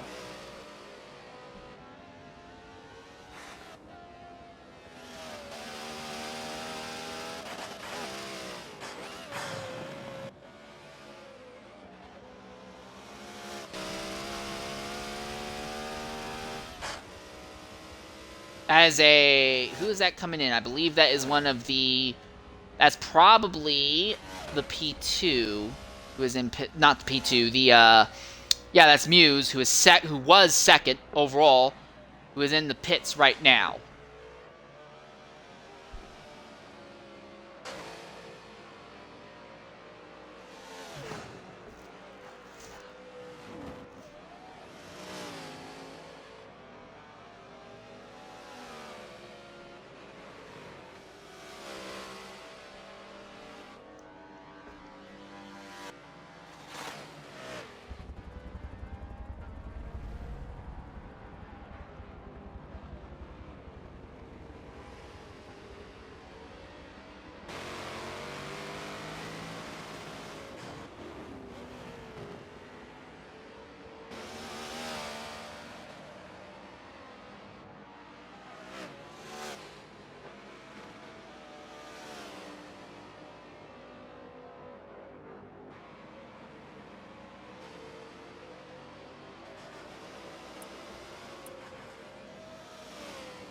Gap's down to about 9 1/3.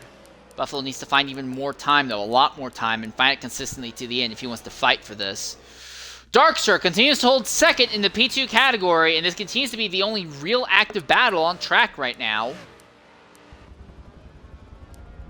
Credit, though, Turbo V12 sadly has fallen down through the grid and has actually brought VNX Zach the One up in the 4th.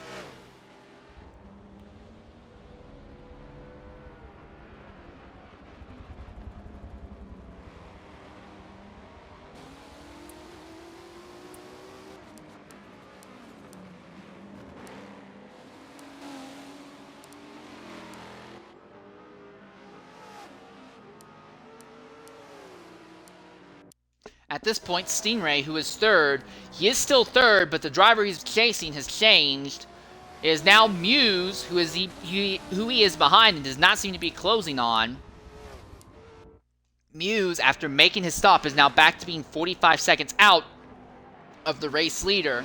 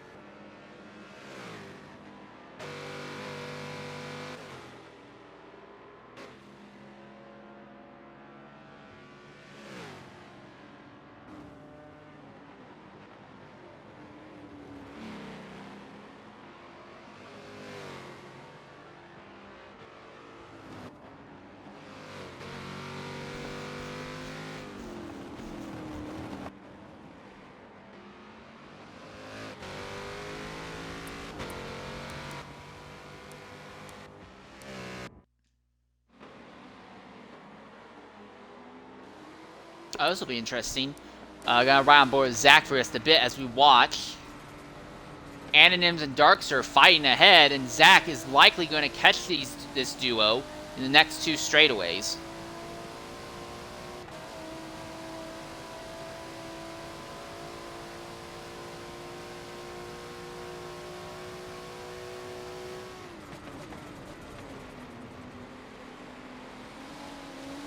You can see the two of them running radically different lines. Darks are taking a more straighter shot. Anonym's trying to be a little bit more smooth and rounded throughout. So it's not like they're perfectly mirroring each other either. There's definitely a slight difference in how they prefer their cars to handle and drive into the corners. Zach has the speed to pull by one of them down the straight, but I don't think he's going to be alongside Darkster by the time you get into the braking zone. He'll fall in line behind him for just a bit. That's only going to harm third place, and that actually works out very favorably for Darkster here. Zach will finally go ahead, get by. Anonym's not really able to do anything to fight back, and that actually works out to stretch the gap out a bit more in Darkster's favor.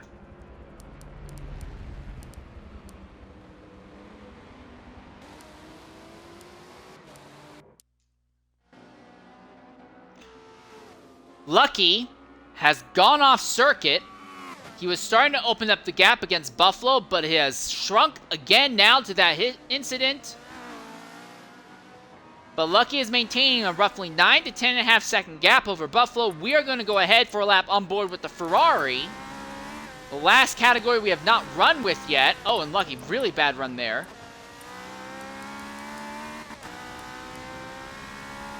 And see what a lap is like on board with him here around Road America.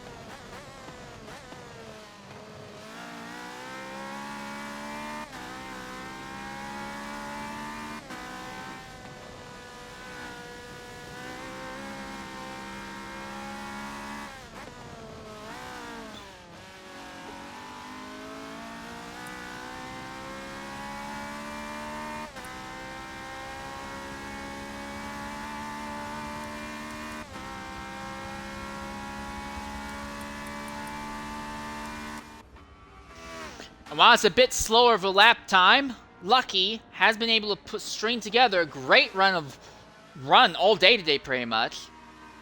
Slower than your prototypes, obviously, but he is holding a 9+ second lead on Scored Buffalo.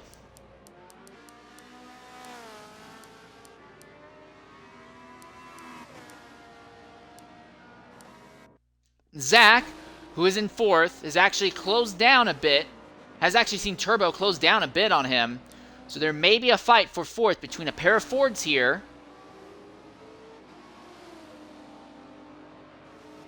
Tact1cal Fall0ut nearly a minute out from this fight, so he is not able to influence this whatsoever.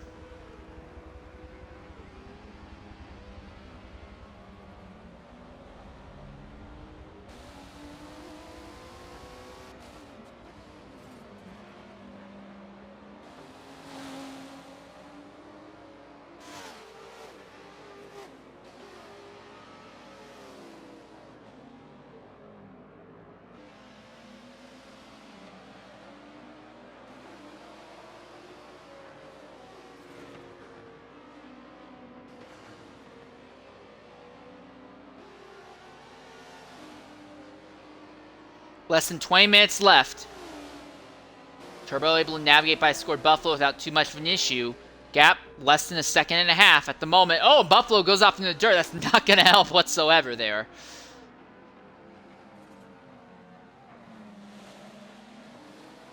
Now down to 1.1 seconds. So Turbo recovering from his hiccups earlier to try and get back to at least 4th.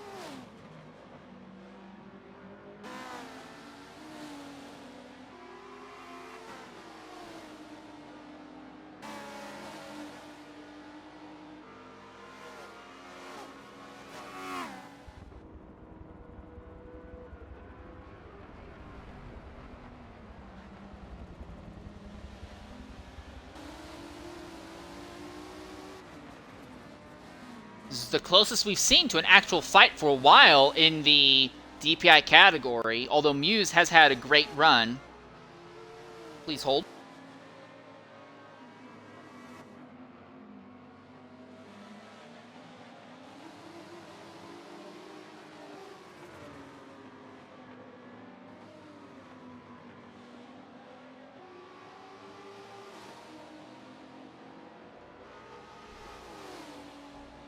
I do want to apologize for that. As you see Turbo pulling up behind Zach. He's in his draft. These two are teammates running nearly the exact same paint scheme and sponsor. You can tell them apart due to having different colors on the wheel wells. V12 has more gray. Zach is more blue focused.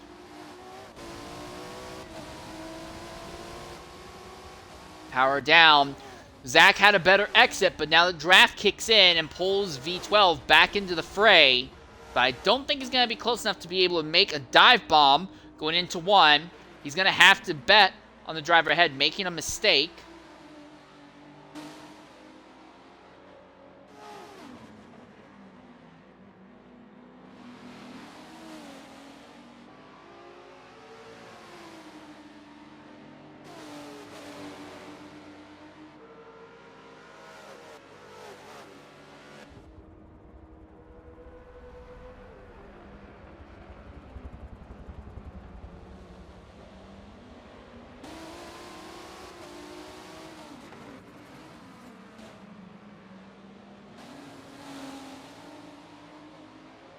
No ability for Turbo to make a move yet. Comey in the GT category making a stop. Not really a whole lot of active fighting in the GT class, interestingly enough. Everyone's just kind of held out in their position. Shredder lost a bunch of positions early on and has not had the pace or been able to stay clean enough to avoid others. He just keeps gaining to the dirt or running off circuit to let faster cars by, so he's not been able to close on category rivals at all, and beyond that, there's not been a whole lot else. Here comes V12 to the inside of Zach. Zach cuts him off. They both have a bit of a turbo lag, putting the power down.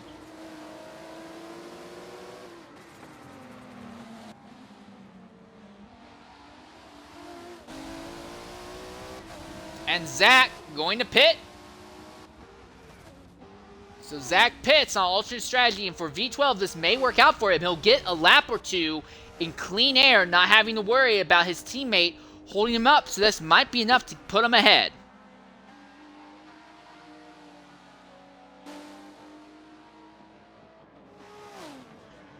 About 13 and a half minutes left.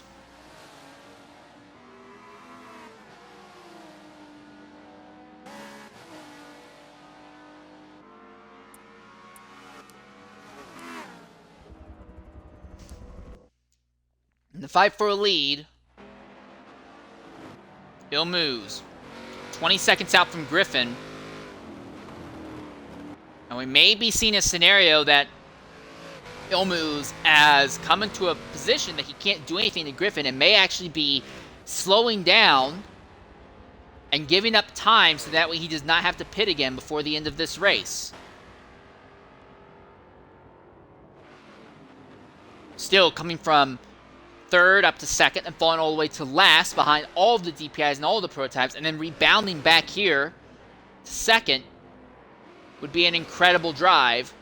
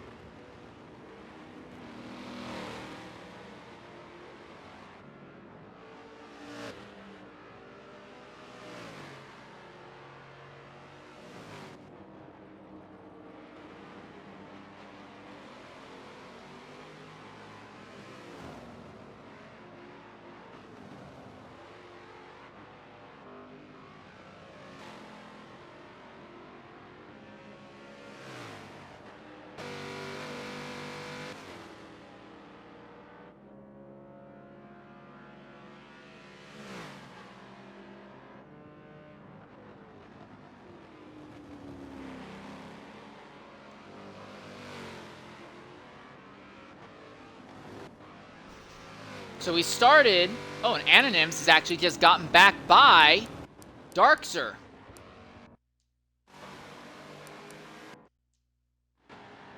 But it's a highly contested fight. It's not over yet. Darkzer back ahead of Anonyms. Anonyms behind. This is for second overall in the P2 category. Anonyms looks to the outside. Gets blocked as Darkzer is taking his normal racing line entry. Coming uphill into turn 6.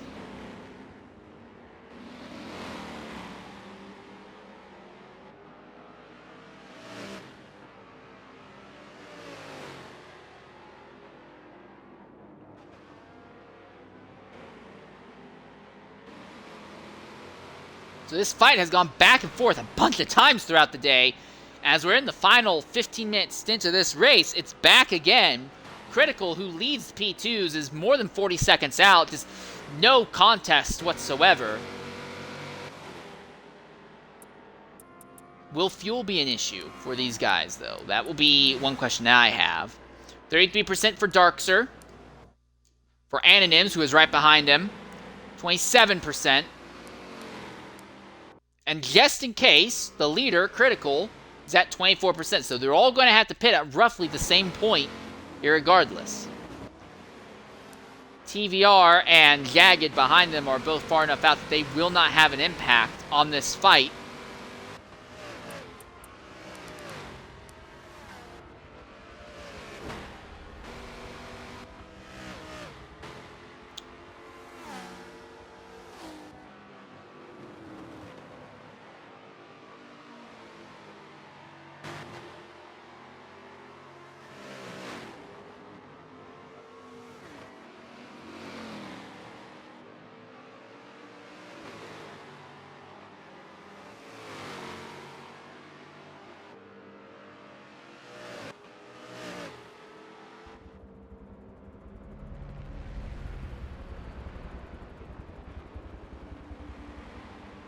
Just kind of running nose to tail at the moment, not able to do anything.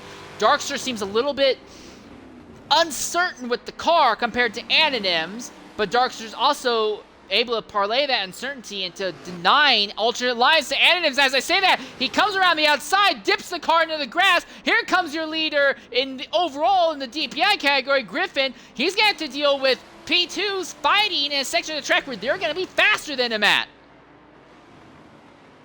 Ooh, Griffin gets way washed up. Anonyms pulls up right behind. Darkster again. They're not going to want to fight side by side through here. Griffin's not going to want to go side by side with them either through this section on the track. Nose to tail for all three of them. Now we see Griffin going ahead and trying to make a run. And he'll get by both of them. Anonyms follows Griffins through the corner and actually kills Darkster. Here comes Anonyms. Darkster couldn't exit the corner the way he wanted. The DPi leader was there. Here comes Anonyms. Side by side, Anonyms gets a tire knocked to the grass to the inside. And he's going to get it. Just barely, but he gets it. He plants the car on the inside curb, plants it on the outside curb, and Anonyms back ahead of Darkster. Darkster not done yet. Darkster is right behind him. Now coming to the outside. They'll be neck and neck as they come into turn one. Darkster will have the car pretty much ahead of Anonyms, but won't be able to cut down from him under braking. Anonyms pulls out. He'll let Darkster get the position back. He's going to have to try and get by him somewhere else. So the position was basically given to him, but he did not have what it took to properly commit and defend going into turn one. So Darkster goes back in front of Anonyms. Anonyms has the draft down the straight, but drafting this game is a finicky thing. Not only does it pull you closer to the man in front, but it makes both of you faster in a straight line. It's not an easy, simple one-way street like it was in Motorsport 6. So the draft does not give Anonyms as big of an advantage as we are used to seeing in prior games in the franchise.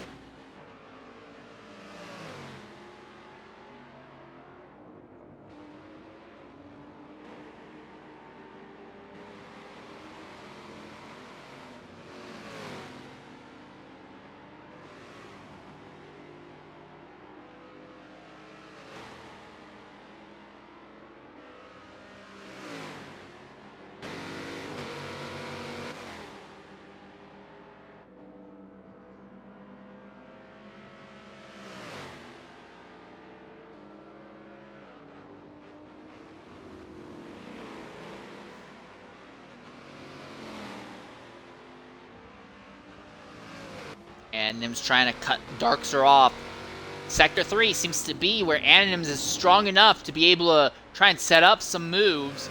But for now, Darkster has it. Anonyms right there, close enough that they can pretty much slam draft, NASCAR style.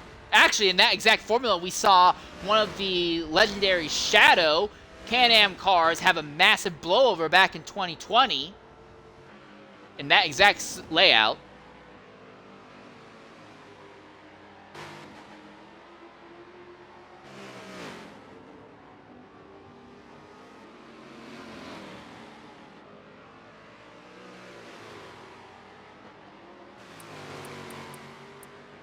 Real quickly, turn our focus back to the leaders, ESV Griffin, as we're coming to the end here.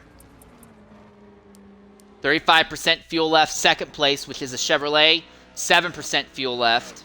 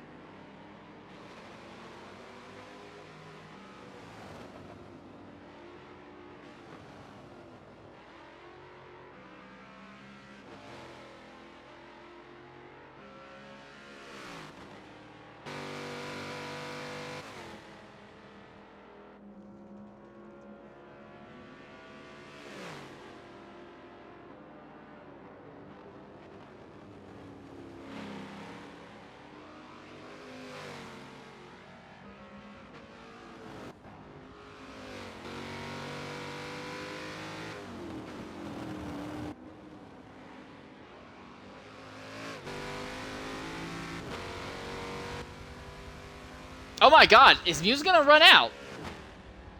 Muse is gonna run out of fuel this lap. Oh, this is gonna get interesting. Because we're at just a bit over 3.5 minutes left. I'm looking, unless this telemetry is wrong, Muse only has 1% left in the tank. He is going to run out.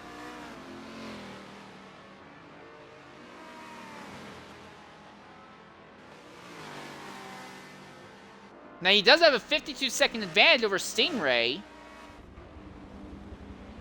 Yeah, Muse is out.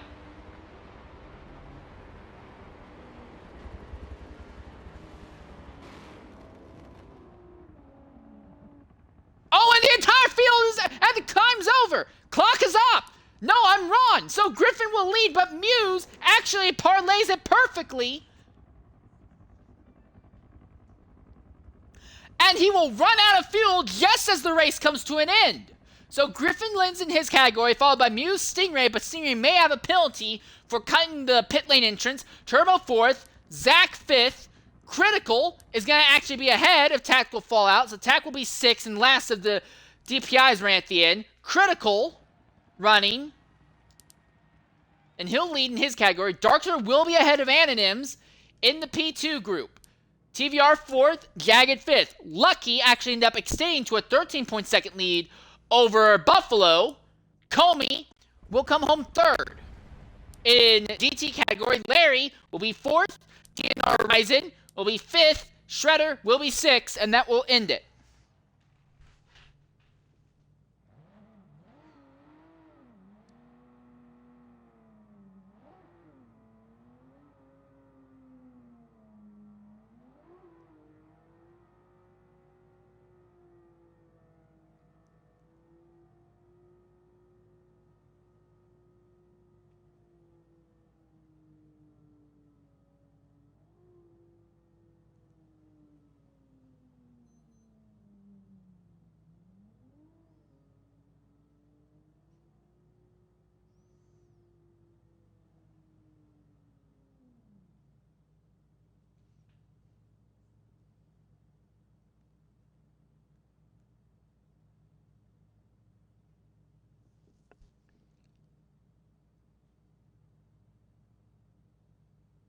So that's it.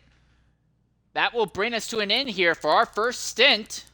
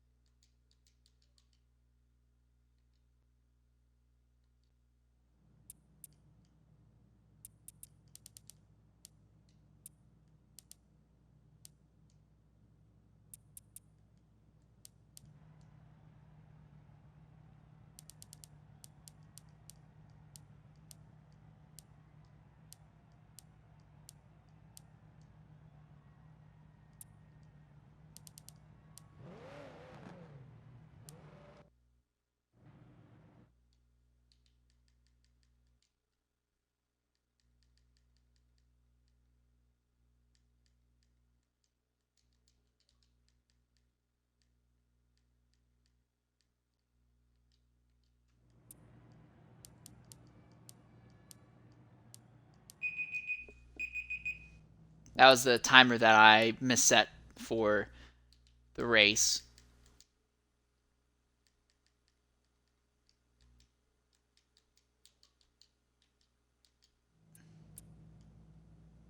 We may not be able to get interviews with any of our category winners, and with that in mind, that would likely see us bring a into the broadcast early here. I'm not going to spam them with invites because I know some of them will likely be trying to go to the next round. But anyways, that is it. That will end our first stint here at Road America. Still 2 more to go. And we'll be right here. It will be a very short break between the end of this. Oh, I'm wrong. Coming to the party right now is ESV Griffin. Griffin, go ahead, include your audio. A fantastic dominating victory from the pole here in the first stint in the 6 hours of Road America. What do you have to say about your run today? It's pretty good. It was a smooth race.